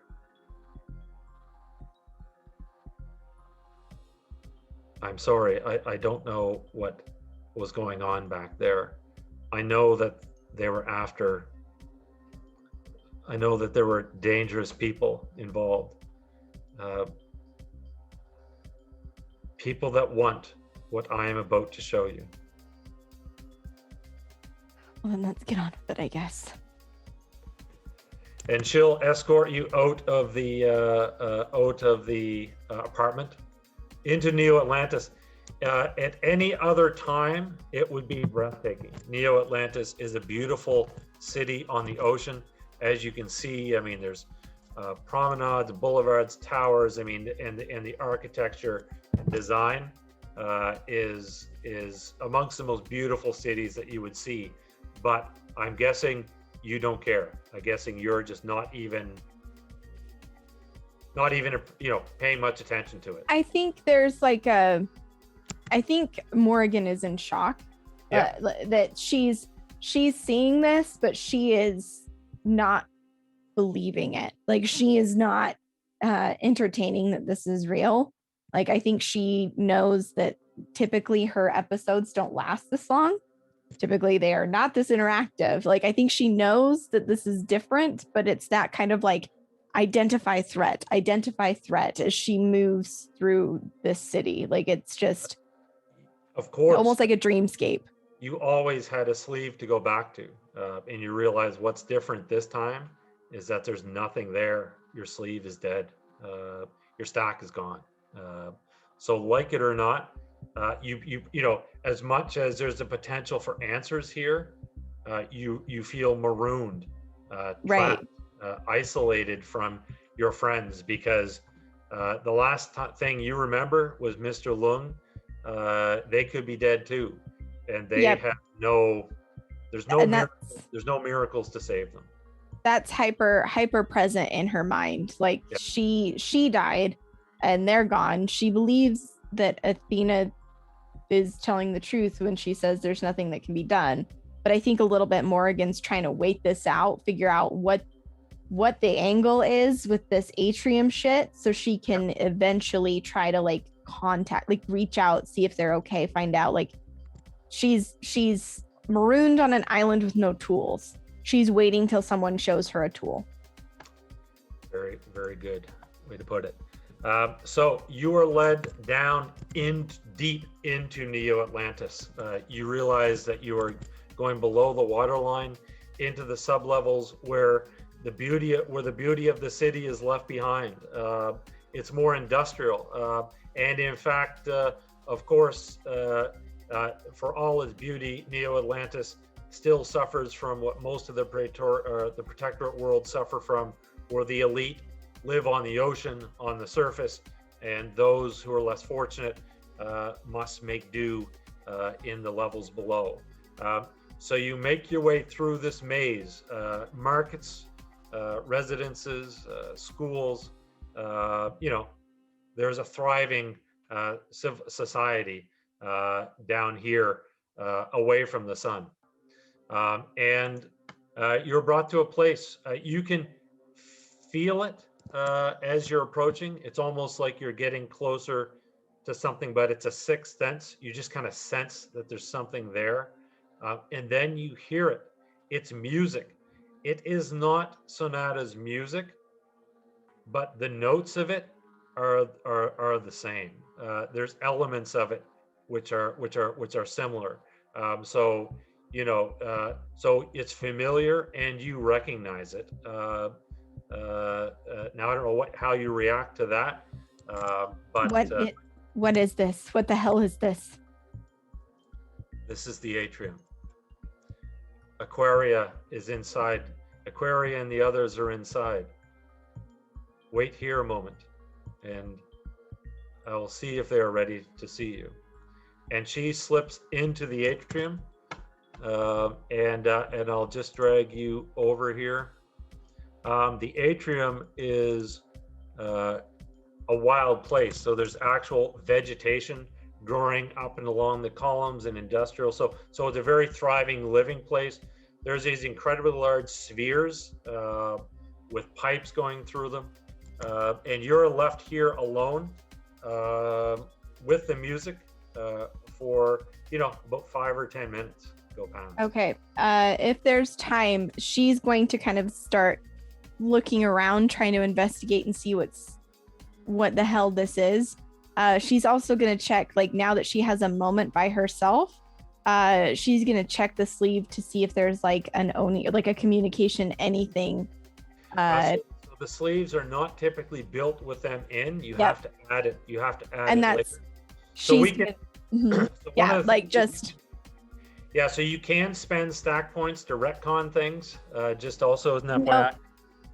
That's brilliant, but it just, as for the flavoring in the narrative, she would like kind of take a second and be horrified at like this strange place that she is, and then realizing that she's alone, be like, fuck, and like try to see if she has any form of communication that she can do.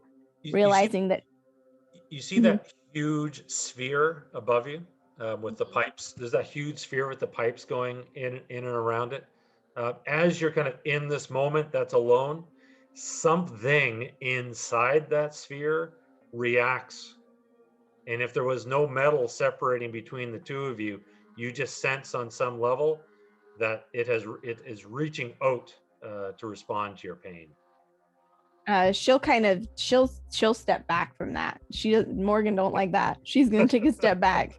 Like, when I say something, I mean that, and that's the feeling that you get, not some person, something. And then Athena returns, and she's like, what the hell is in there? The music is amping up. The space between the beats is shortening, so it's getting faster. And she's like, the atrium and its miracles. And she holds out your hand, and she is going to lead you in if you let her. Morgan will she'll look at the hand that's offered and wince, but she will reach out and take it. What you're about to experience can be traced back to the Eldar race, she'll say. It is truly a miracle. More of a miracle than DHF, more of a miracle than any of the artifacts that have been left behind. And as you enter, you can see a scene which is a bit surreal. You'll see essentially it's a rave. There are about 50 people dancing frantically around this figure in the middle, who you assume is Aquaria. The music is getting intense, and Athena is leading you into the crowd, and you're going to get caught up in this rotating dancing group. You can't really help it. As long as you go with Athena, you get caught up with it. You may not participate, but the thing is, this group of dancers, they start kind of spread out, and at each rotation around this central figure, they get closer as a group, closer as a group, closer as a group. Shoulders are now touching, as they're basically collapsing in on Aquaria. It's very strange, surreal, but you can't help, your thoughts of the others, you feel them starting to slip away. You can't help, you feel yourself being caught up in the moment. And in fact, if you don't want to be caught up in the moment, I'm going to need either a discipline or a composure roll on your ability. Oh, absolutely. Like, if she starts to feel like she's forgetting again, that's going to be incredibly triggering. And she's going to focus hard. Composure or discipline, you said? That's right. Yeah. Okay. And the difficulty is your willpower. Gotcha. Oh, hell yeah. That's a 2 under 5. So you start pulling back. And as soon as you start to do that, Aquaria looks directly at you. So while this group is dancing around and collapsing, her only eyes are on you. Athena takes your hand and she's like, "Don't be afraid. Let yourself go. Why is it trying to make me forget? You won't. She'll say, you won't forget. Your memories just won't be alone."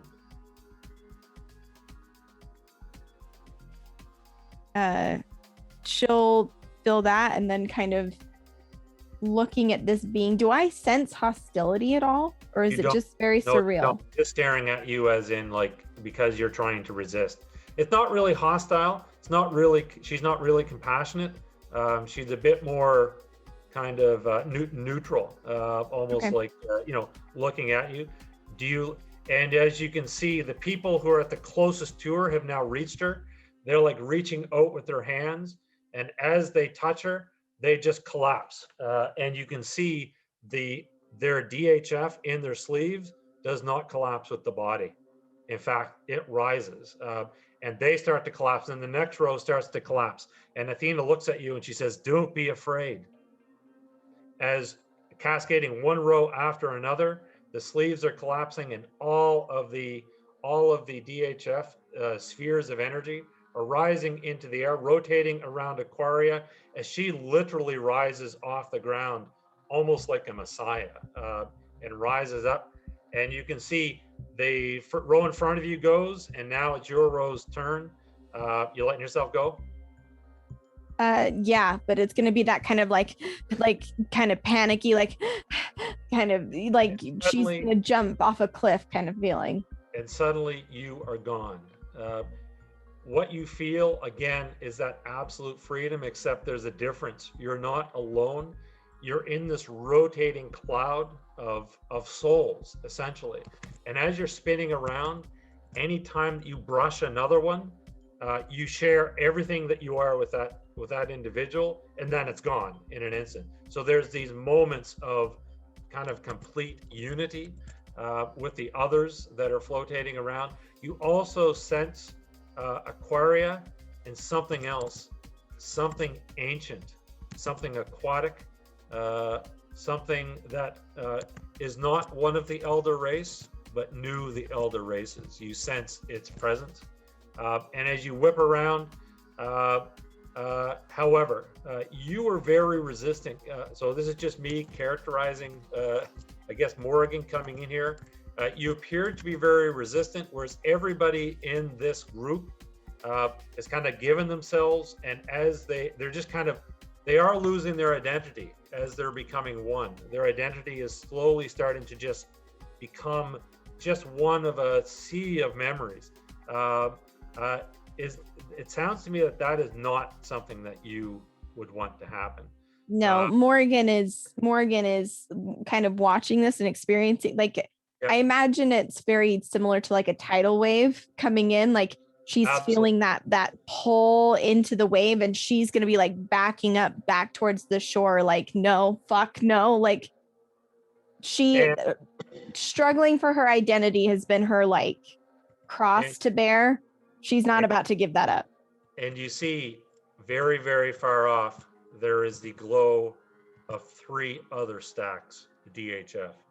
You realize they're your friends.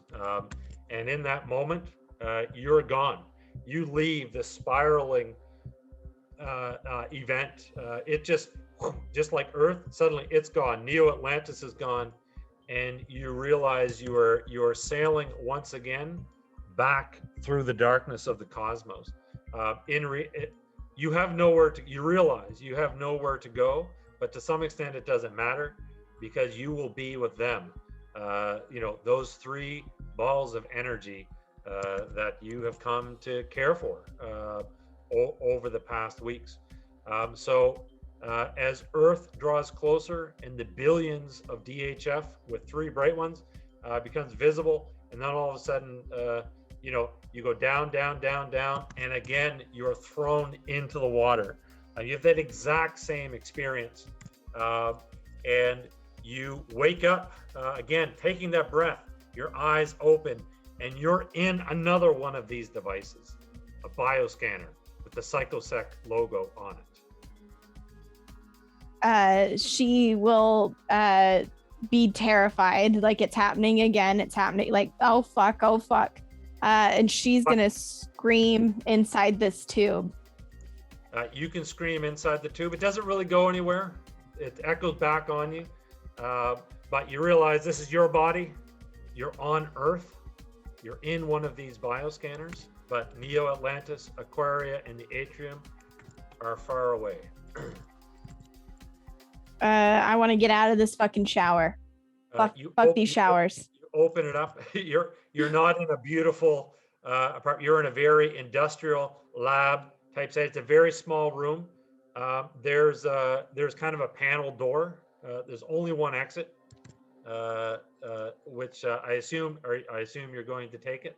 Yeah, she's gonna stumble out of the shower. And do I recognize? Am I in the facility that I woke up in all those years ago? As soon as you stumble out of the shower, you see graffiti on the wall across from the panel door that you stepped out of. You're in that first lab where you found Athena and where you fought Dr. Locks. Gotcha. You do hear voices coming from further down one way of the hall, and on the other way, you've been here before. The other direction is an exit. Yeah, she's hauling ass to the exit. Like, she's gonna crouch low, recognizing that she's just a naked body in a science lab. She's gonna duck down and just try to get the fuck out of here. All right. How would you characterize your escape? Reckless, purposeful? Like, how would you characterize it? I think that, again, like, this is a lot for any one person to process, but Morrigan has been here several times. Like, I think that flight response will kick in pretty hard. So I would say she is panicked, but there's like that, like it's like inside it's like camera shaking, but on the outside she is purposely moving to exactly where she remembers how to get out. So that you're retracing kind of what happened. Her original route out. Yep. So I'm not going to roll this. I'm not going to do any rolls. I'm just going to go with narrative here, because PsychoSec has taken over this facility. On your way out, there are capital thugs, essentially guards, that you have a memory of running into them, guns coming up, and then your next memory is raining. You're standing on the street, you have blood all over you, and you have stacks in your hand. Mm-hmm. And you don't remember the moment between seeing those corporate thugs and arriving here. Looking at the busy street as people are going about their nightlife, Yeah. So it's like essentially a repeat. Like, she moves through the halls, and the next thing she's outside, bloody stacks in hand. Yeah, absolutely. Okay. She goes where she went before. The bar. She goes to the bar. Okay. And so you have been to the bar a couple of times, right, Kai? That's correct. Yeah. Okay. So, of course, where did I put the bar? So, Morrigan, you can make your way through the streets. You can arrive at the you arrive at the bar door. It's open. You stagger in. As soon as Carter sees you, he immediately comes out from around the bar, takes off his jacket, throws it around you, and he takes you in the back room and lets you kind of lay down on a couch. She will just, the collection of stacks in her hand, just shivering as she sits down, and looking at Carp, will just, it's happening again. It's happening again. I don't know what it's happening. It's the same. Carp, it's the same. It's the same. He opens a door. He has a desk in here. He opens a drawer, pulls out a bottle, pours a tall glass of it, and puts it into your hand. He goes, "It's all right. You're safe. You're safe." It's the same. I don't know. I don't know what I am, Carp. I don't know what I am, and I don't know what's happening. I need help. I need to find them. I need to find them now. I saw them, but I don't know where they are. I need to find them. Let's call them your friends. And back at the safe house, as so time has passed. There's not a whole lot that you can do with Morrigan. Brittany, she will actually say to you, Peirce, she's like, we should either dispose of or freeze the body.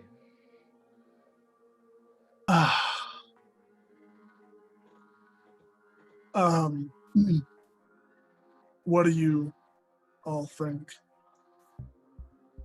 It's not hers anymore. She's not there. Kai? Believe it. Not yet.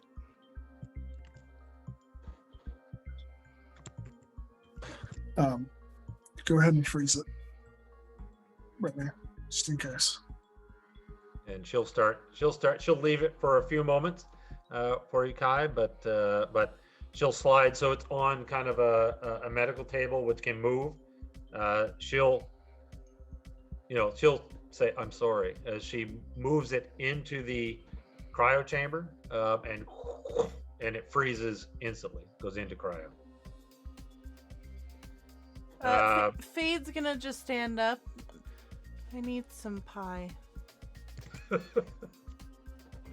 And she's gonna like wrap up her weird fish bag, carnival fish bag, and like stuff it back in the backpack, put it on, and like turn to head out the door. I'm giving you a stack point just for creating the term carnival fish bag. I'm writing that down.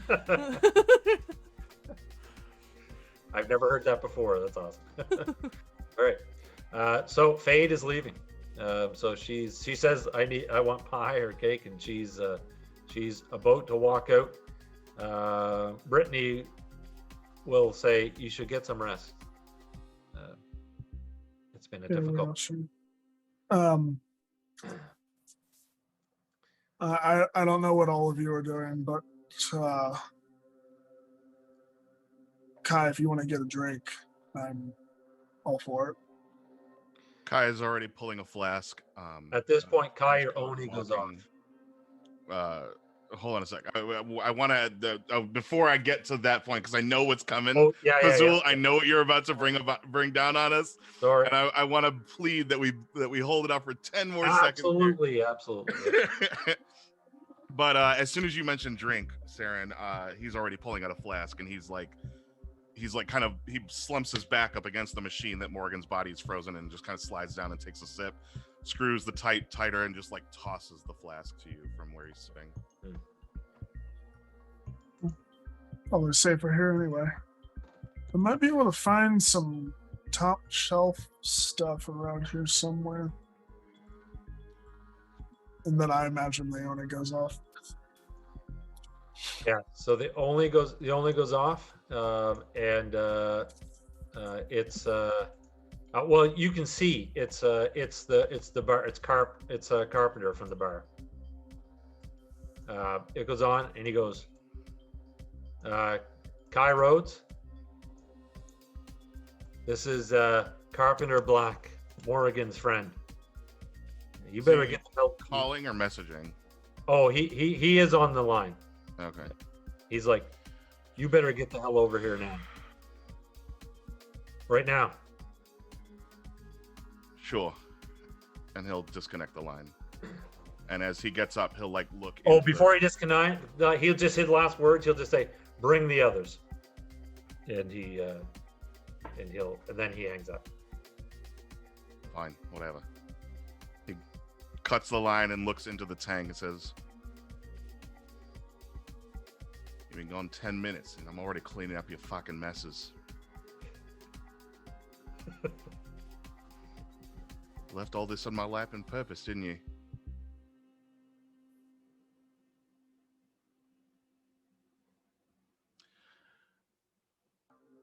When I find you on the other side, I'm dragging you to hell with me.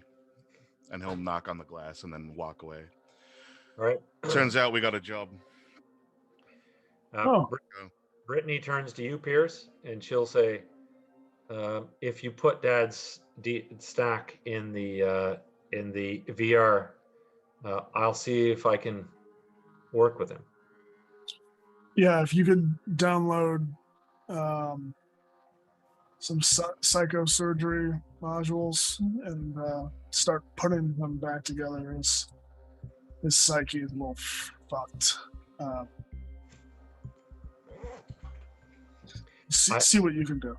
I will do what I can, Peirce, but I think you talking to him will do much more than any psychosurgery. Hurry back. And she will, and she's going to work on that. The three of you catch up to Fade, who's essentially has her fish bag, and she's heading down the street with her carnival fish bag. So I would like to say that I'm outside as a beggar lady, begging for some credits. And upon seeing them walk past, I'll get in behind them and resume my regular form. And just, where are we going? Going to a bar. There's apparently a few loose ends. Fucking this bartender that Morrigan was close with is calling us and asking for a favor. Hey. So Morrigan, Carpenter comes over and he goes, "They're on their way. I didn't tell them anything. What have you been?" I'm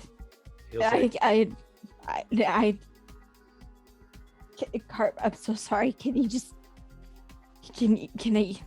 And she'll get up and move across the green room to where there's a guitar sitting nearby. And she'll just grab it and just strum it a couple of times and sit there with the sound of the reverberation of the strings and like just try to slow her breathing. Okay. And then look up at him and say, I don't know. And I'm scared and I don't know what I am, but it's not normal. And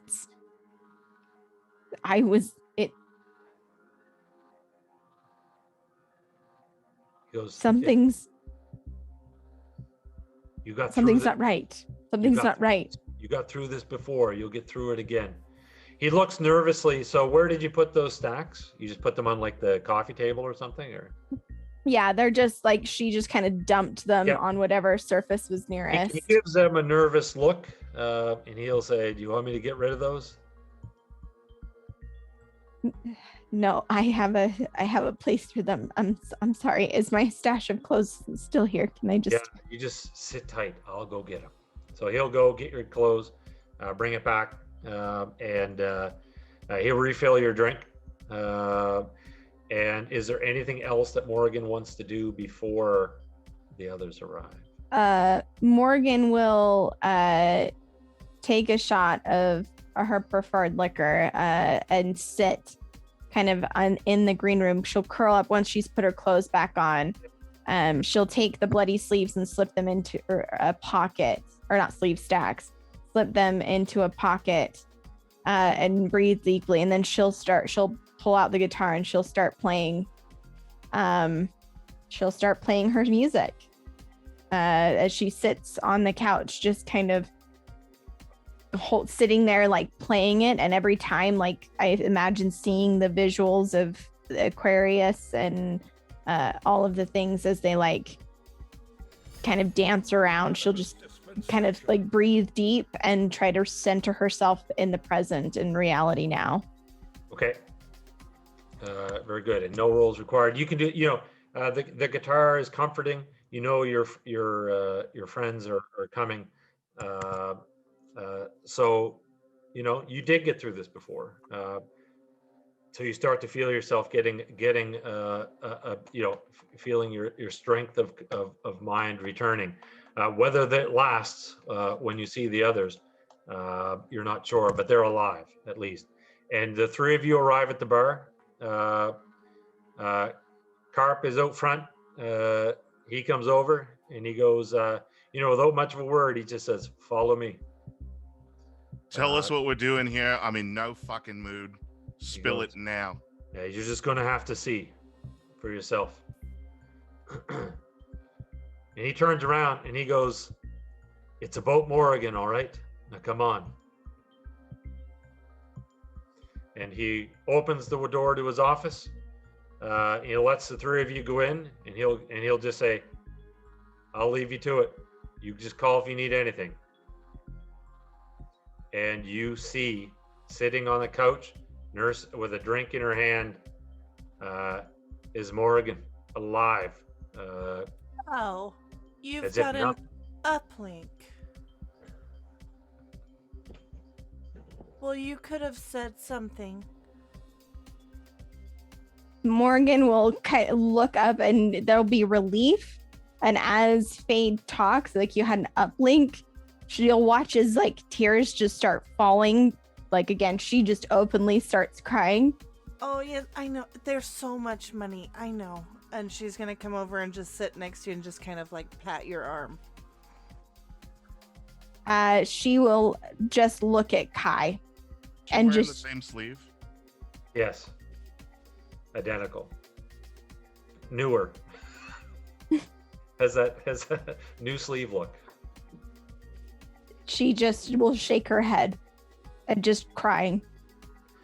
What song did you play 3 weeks ago? It wasn't one of Sonata's. It would have been a newer one.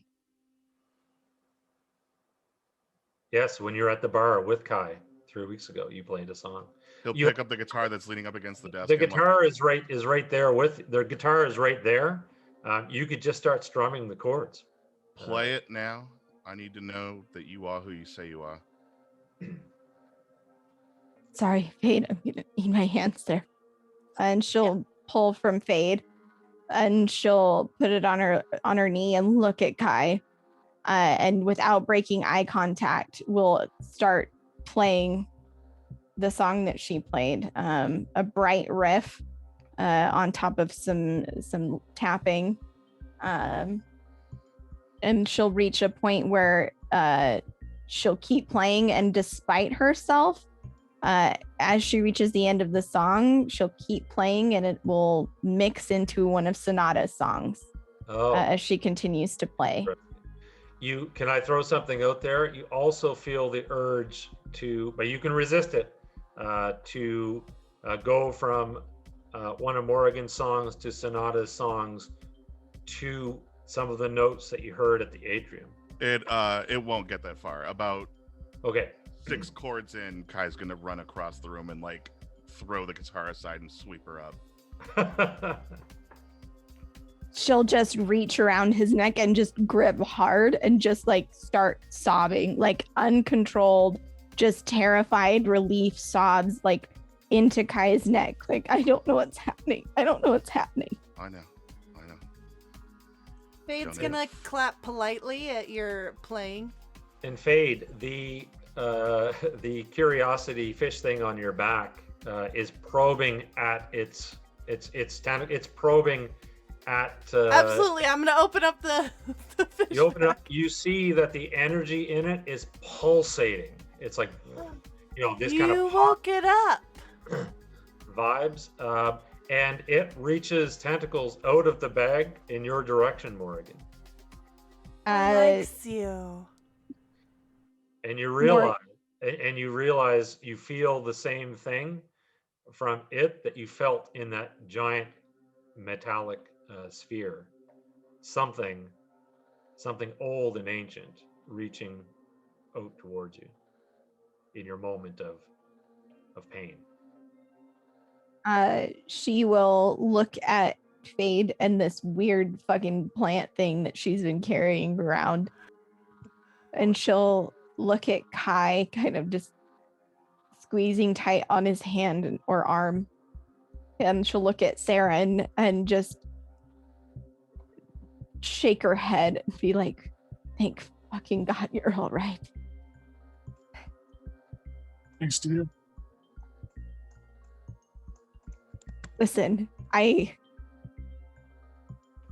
don't know what's going on, but I do know more than what I've told you.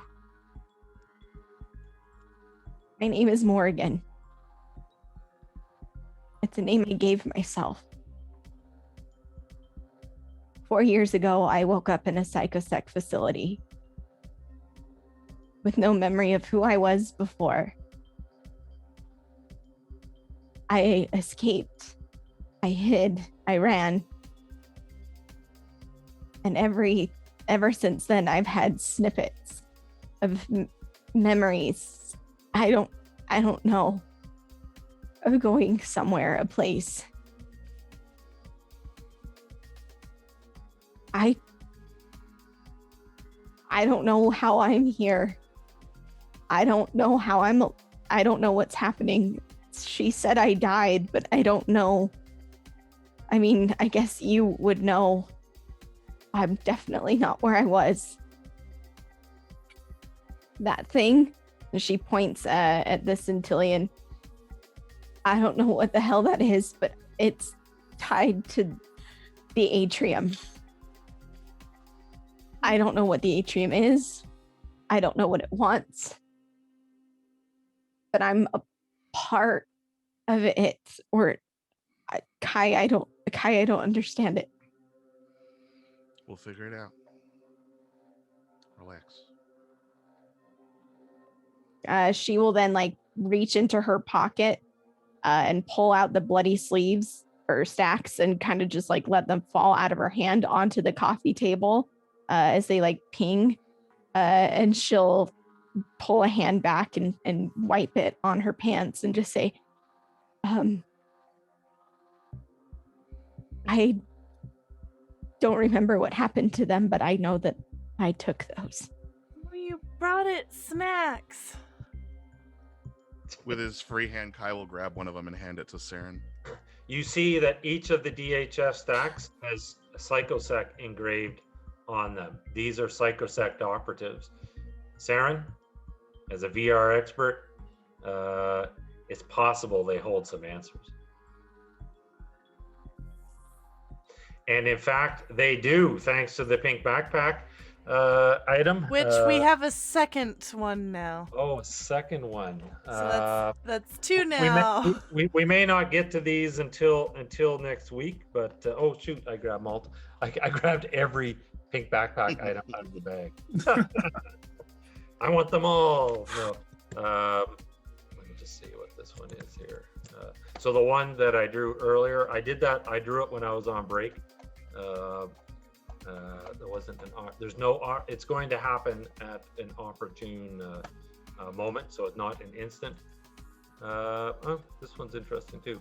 All right, that one will be revealed when it is revealed. But both of them, one of them is, I'm going to call one of them is kind of like salt on a wound, and the other is just the other is literally something I have been trying to do since I don't know, session 2, 3. so now I get to do it. That's been sitting at the bottom of that bag for a while. All right, so back to this very intense moment. So suddenly, you're reunited. You have these stacks from Psychosec, potential clues as to what is going on. What is Psychosec up to? What is their connection to Morrigan? And what do they both have to do with the Atrium? Can I assume, Morrigan, that you're here, you're comforted, I mean, you're safe. Can I assume that over the next, as drinks are shared, so we can, do you tell them, no, I don't want to cut it off, but do you essentially share with them everything that you know, everything that essentially happened to you on Neo Atlantis? Do you tell them, I guess my question, do you tell them your stack, you were like a ghost, you can move around and your stack was independent, or do you keep that to yourself? So I think she will, Fade's doing weird Fade shit, talking about snacks for pets. She's not sure what that is. But she'll sit down on the crappy old couch and like motion for Kai to sit next to her and like lean across the table and explain to them. Here's what she'll explain. She'll explain that when she died, or that when we were in the psychosec facility, she felt the connection to Athena. She'll tell them what Athena said to her at the top of the building to find her in the music, and that she doesn't know what that necessarily means. At that point, she'll I will, just before you move away from that thought, I will give you a role here. Okay. I'm going to I'll let you pick I'll let you use expression in this case, because it is an expression thing. Great. That is another 2 under 4. While you do that, Fade will interject in that part of your retelling to just say, I remember that. I don't understand what you mean you remember that. I was there with you too. And My creature god, let me see. When you think back, you realize, yeah, she was. You didn't quite realize it at the time because the connection with Athena was so intense, but for whatever reason, this thing in her backpack appears to be generating some type of energy that is linking DHFs together. The music. So on your note about the music, when she said "find me in the music," so far you have had out-of-body experiences because of trauma, or because you were playing music and you got lost in it. The thought does occur to you that up until now it has been beyond your control, but maybe it's not. Yeah, I think she would say, she will finish out the "find me in the music," and she'll explain, at first I thought she meant like my work. I thought she meant my music. It's always been this thing that made me feel less alone and isolated, less afraid. I knew who I was. I was Sonata. I thought that's what she meant. But when I died, I woke up on Neo Atlantis. She said we were agents for psychosec. We'd been sent to find the Atrium. She took me there. I guess maybe we found it. I don't know. I don't remember, and I don't think I'll ever remember. But there was this being, old, ancient. It was connected by all the lights, countless lights, taking them and merging them together. I didn't want to lose myself, not ever again. And I saw you, I saw everyone in the lights with connections through the music. I think that maybe is what she meant. Keeper, it will be noted, Morrigan will not state that she can't die because she's not convinced of that. Yep. But she'll like, clearly she warped across space and time to another planet. Like that she will talk about. But she's not going to say like, I can't die, because like she doesn't feel that. Say, like, I got needle casted. I'm not sure how, but I got needle casted. I woke up in Neo Atlantis in the dream that I've had more times than I can count. Except this time it was real and she was waiting for me. I don't know what this is. I don't know what psychosec wants, but they want that. They want the Atrium. People want the Atrium. And I can't imagine what someone could do with something like that. I don't know how that hasn't been found.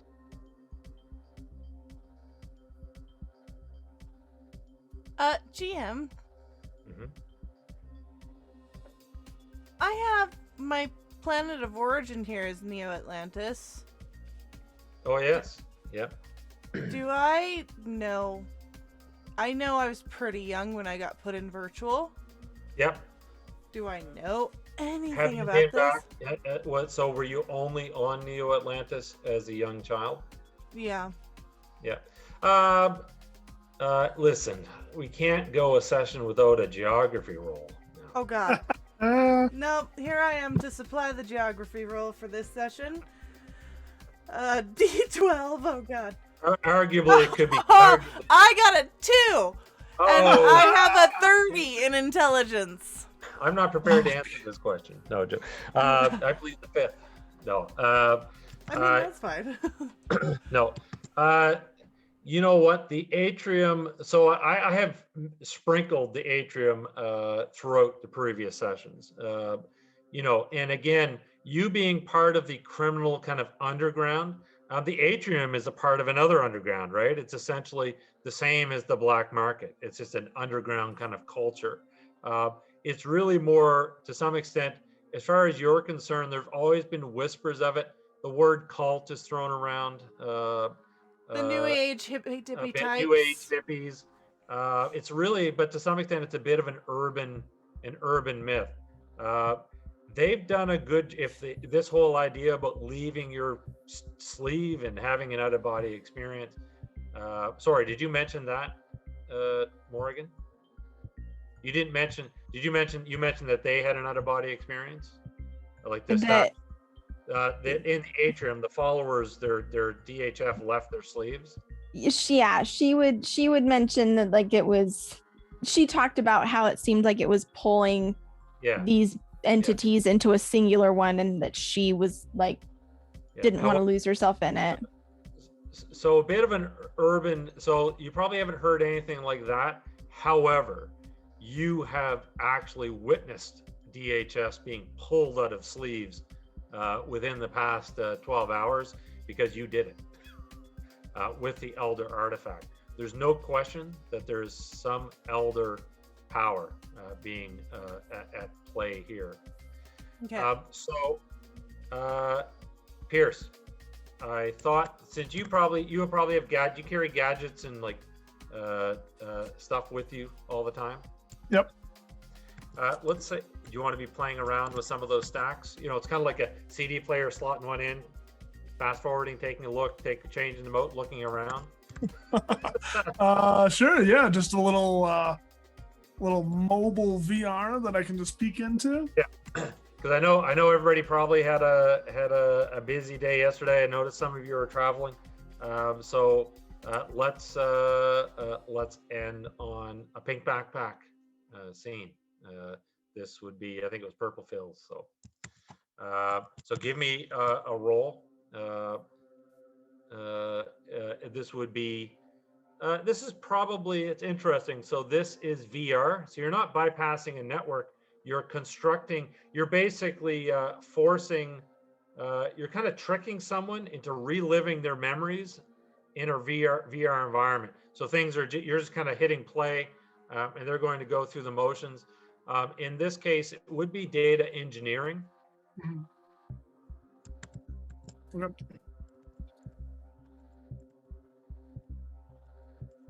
1. Perfect. You don't know what's going to happen, so you can't narrate it. But of course, it had to be a 1. I'm never ready for these things. But anyway, we'll roll with it. Never using these dice for D&D. You're looking through memories. You've got something. It's actually that same laboratory where you encountered Dr. Locks. You can see that Madison Trask, who is the head of PsychoSec, is there. More capital thugs, including the other ones whose stacks you probably have in your head. But there is a CTAC team in the room. So they're talking. This guy is hearing everything. So you can turn up the audio. You recognize that team there, Kai? What team now? I'm sorry. The CTAC team. Did I drag you to the right thing? Yeah, I did. So you bring up a memory. It's a fairly recent memory. and you realize that it's Madison Trask, and there's something going on as a CTAC team. You can project it? Do you want to project it for the group? Say you think you have something? Yeah, I'll even explain who these people are, how I know them. So you go, Yep. these are. So yeah, as Peirce's, I imagine it's very much like a one of those things where you like flip through the different. Is it a Rolodex? Is that what that thing's Rolodex. called? Yeah, Rolodex. He's just like looking through and just like, oh, this scene looks interesting, and like pulls it out, kind of thing. We'll like pass it around for everyone to see. Yeah. Well, you see the lab, so you can kind of project it. And again, this guy is not an active participant. This is his memory. So it's pretty easy to trick him because really he just has to stand there and be on guard, just as he was. So he doesn't realize he's reliving this moment. You can see Madison Trask steps forward towards one of the CTAC soldiers, Major Darius. Says, I've read your psych profile, Major. You're exactly the type of person I'm looking for. Van Doren, a crime lord here in Bay City, says he has captured someone associated with the bridge incident. I've worked with him recently, but I trust him as much as I trust someone high on Stallion. Take your team, find out what he has, and make him an offer. He's like, as you wish, and Darius and the CTAC team are dismissed, leaving. I'll reduce these people down, and there's someone else in the room, but they're in shadow. They're not quite visible. Before the pink backpack was drawn, you would have seen this person step out, Clarice, who is Madison Trask's assistant, but she no longer exists in the Altered Carbon universe thanks to the pink backpack. So she goes down into the corner, and someone from the shadows steps out as Madison Trask. She'll say, Zoe, any updates from World City? You can't quite see Zoe's features. But the voice, you hear the voice. The Protectorate have captured Ron Wu Jin. They're charging him with the bombing at the Commerce Center building. Back to Trask, is the Daniel Bai symbiote still stable? Yes. All right, run up some extraction scenarios. Also, contact containment. Tell them to prepare for the release of Dr. Locks. You'll note that the person in shadow reacts to that and they'll say, his contact with subject A has left his ego extremely unstable. I understand that, but we need to know exactly what happened here, and we need to know everything that we can about the people who freed subject B.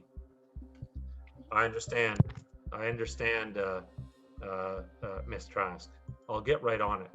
And as the shadowy figure steps from the shadows to go off and perform her duties, to everyone's shock, you're looking into the face of Morrigan.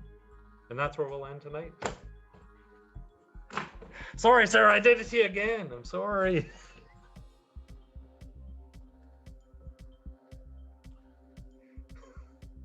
What? It's not my fault. It's Purple Phil's. Huh?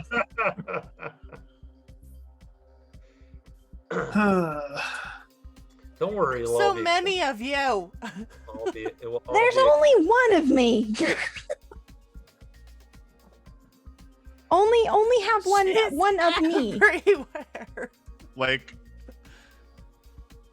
the Pixies are playing in my head, and I'm imagining Morrigan standing at like a floor-to-ceiling window saying, "You met me at a very complicated time in my life." Yes. Apparently, that seems to be the case 110%. Yeah. So man. So it is Purple. Phil's. He's responsible because it went into the pink. Purple backpack. Phil and Mr. Rogers together. Yeah, Mr. Both of them. There's one of them still left. That's going to have to be next week. It's a good one as well. So this was absolutely not going to happen if that was not drawn. And tonight was well, I might have been able to work it in, but I made it up after the last session, and I'll tell you, ultimately, it is Luca who is responsible, because I saw you in chat. I saw you saying something about a double sleeve. Ah, And- Your shit. fucking fault. And as soon as you type that, My hubris. I went, yes, that's a great idea. Why didn't I think of that? So thank you, fellow GM Luca, for coming up with I'm my ideas. Very sorry, So everyone. that idea became a pink backpack item and went into the pack. So if everything Is goes it wrong, technically Luca's a to double blame. sleeve? No, well, you will find out. You will find Ah, no, shit. a double sleeve would mean here's the thing, just so you can wrap your head around it. That is the person who you used to be, Right. Mm-hmm. or the 4 years ago. So so maybe it's a double sleeve technically, but See, are this you is the where same? you can really drill down into who are we, like our atoms, our memories, because like technically you take two people and copy them, but if one of them stubs their toe immediately, they are now a different person, supposedly completely separate, because they now have a memory of stubbing their toe, which will impact every decision they make from there forward. And it's just goes from there. According to It's Altered fine. Carbon, all of consciousness is just a big bowl of liquid waiting to be pissed out by a jellyfish creature. It's a great way of putting it. The conscious collective. So thank you so much. I know yesterday everybody was visiting family and very busy, so I appreciate. I know everyone must be tired, but I appreciate everybody showing up, and I thank you, chat, not only for watching but for participating. We do have one purple backpack item. I apologize, I didn't get to it, but it will be one of the first items on the list next time around, which is in 2 weeks, 2 weeks from today. So I guess maybe everyone go around, say what they're doing, what interesting stuff is going on, and then I'll close it out. Hey everyone, I'm Tyrant. I play Zarin Peirce. As for what I have coming up,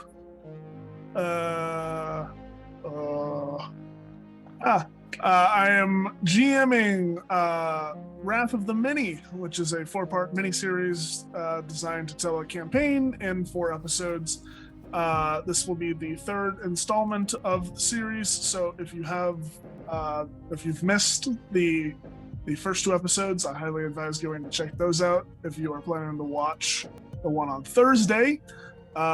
This episode is going to be a little very different from the first 2, as some weird timeline stuff has been revealed, and now they're kind of off without a tether, so they're kind of off in free space at this point. It's gonna be interesting. And then TPK-Con, is this weekend, and I am in all of the things. Oh, wow. I will be in 4 things this weekend. All of them escaping me. I will be in a world building panel hosted by Turk Scented. I will be looking at my schedule, because this is something that we should all do, everyone. We should all be looking at our schedules. Oh my god. Why is all the information down? There it is. I will be in Iron DM, which will be an Iron Chef-like panel show hosted by Proper Nerdy, myself, and Purple Phil, with 2 incredible contestants. And they will be building one-shots in an hour. I will be hosting How to Player, acting for TPK, which is going to be really cool, getting some perspectives from some GMs from the TPK community on playing for TPK. It's going to be really cool. And then I will be in Not Planet Earth, hosted by Sir Heckalot. We will be talking about homebrewing beasts and animals in D&D, and it's going to be really cool. And then be sure to check out the final episode of Roundhouse second season, because I guess it's a mixed cast of Roundhouse Alpha Omega. Ooh. Next Monday, we'll be here at TPK. Do the final episode of the campaign. Definitely come check it out. It's going to be intense. It's going to be crazy. But yeah, Luca. Oh, me? Yes? Okay, we're No? going. No? Oh, Sarah. Sorry. Hi, I'll cut in here. Hi, I'm Osirix Franco, and I played Morrigan today. And thought I would be less confused, but I am now more confused. How fun for me. If you like my face and the words I say sometimes, you can find me on Twitch and Twitter at Osirix Franco. For TTRPG related funness, you can find me here tomorrow for Harper's, which I'm very excited to play Rory Daywind. Then you can find me over at Nat 20 on Thursday for Roundhouse Alpha. It's again the first of the finale, first half of the finale. Very exciting. As Ty already mentioned, we have TPK Con this weekend. I'm going to be in a couple of panels like Finding Your Niche and TTRPGs. There's the random one shot that I'm very excited to be a part of. We also have the acting in TTRPGs, and I will be in the Iron DM panel game session as well, and I'm very excited and very nervous for that opportunity. You can find me over at Nat 20 on Sunday for Morningstar and Company, back here for the finale of Roundhouse, and then I'm trying to think, the 17th is the next session of the Bard's Refrain, GM'd by yours truly, and we also have Dark Echoes that morning, so come check out all the things. It's gonna be great. Now Luca. Now me. Hi, I'm Luca Locke, and today I played Fade, the mentally unstable criminal. And tomorrow I am running Harper Investigations, and then I am back for TPK Con on Friday, running my randomized one-shot late Friday night. We're kind of wrapping up Friday night with that. And then, Thursday, I'm over on Nat 20 for Roundhouse Finale, but then I'm back here for the Roundhouse Finale on Monday, and then 13th, next Tuesday, I am in Dare Electric, which is the Ghost Lines one-shot, where it'll be spooky ghost trains. And then it's Dark Echoes and Bard's Refrain that Saturday, and then we start all over again with Atrium on the 19th. Bright. Hey, it's me. Things are slowing down a little bit here for me in July. However, tomorrow I will be on the Jasper's Game Day channel. We are playing a game with Honey and Dice, along with a couple of other really cool people, Brianna Flame, Joshua Simons, all people that I love very dearly. I'm going to be playing as a player. If you didn't catch it last week when I DM'd on the D&D Beyond channel, that is now available on the VOD and on their YouTube channel. Go check that out. I'm really proud of the work that we all did together on that one. Otherwise, you can catch me on my Twitch channel, usually every Tuesday, Thursday, and Saturday, doing silly, dumb things. And then also coming up in July, keep an eye out for, if you liked my Lucian character in the Defiance game that we played on Level 1 Geek, we will be playing a possible third wrap-up game to like round out that story and actually have an ending that that satisfies everybody. No pun intended, as it is a Defiant game. But that's me. That's all I have. That's everything. I'll knock it over to Fazul to tie a neat little pretty bow on this whole thing. Thank you, Bright, and thank you, Cast. Amazing, as always. A real privilege to GM, to all of you. And thank you, chat. Again, you really make this interesting for me as a GM, because as soon as I think I mean, Sarah mentioned she's confused. Well, sometimes I think I have things figured out, and then all of a sudden something happens, it's a curveball, and I'm going in another direction. So I'm really embracing Stephen King's philosophy of not knowing what's on the next page to some extent when I'm doing this. So we will all see where this ends up together, and hopefully it'll all make sense. As for myself, back here in 2 weeks with Alta Carbon, I am in TPKCon. I think, Sarah, I'm in the same one of the panels with you, Yes. Finding Niches, where we'll get to talk about kind of our specialties or the things that we're the most passionate about. Also, there's a lot of work. Luca, Proper Nerdy, Sarah, I'm Cole Robbie, of course. The whole TPK staff behind the scenes, they keep this channel going, and they make sure people like me don't even have to think about the stream. I just show up, sit in my chair, and everything just works. It's magic. So that is awesome. So really appreciate all the work. And you can also support TPK on Patreon. So again, I think it's only $1 on the low end to sign up. And I've already released some Altered Carbon stuff there, but also I'm keeping this repository. I've got these folders on my desk. I'm going to put the pictures and everything together, and that's going to go up there as well. And I got to work with Tyrant a couple of weeks ago, putting together some cool monster, the Siren of Swords. So there's some cool D&D stuff that gets released. Is it every week, Tyrant, that something comes out? It's not on a regular schedule, but yeah, every week or so. Approximately, yeah. So there's some cool stuff. Sometimes like 5 in a day, but we'll see. So that's it. Again, assume everyone's on the tail end of a long weekend. I hope it was amazing. And we'll see you again soon here at TPK. So bye for now.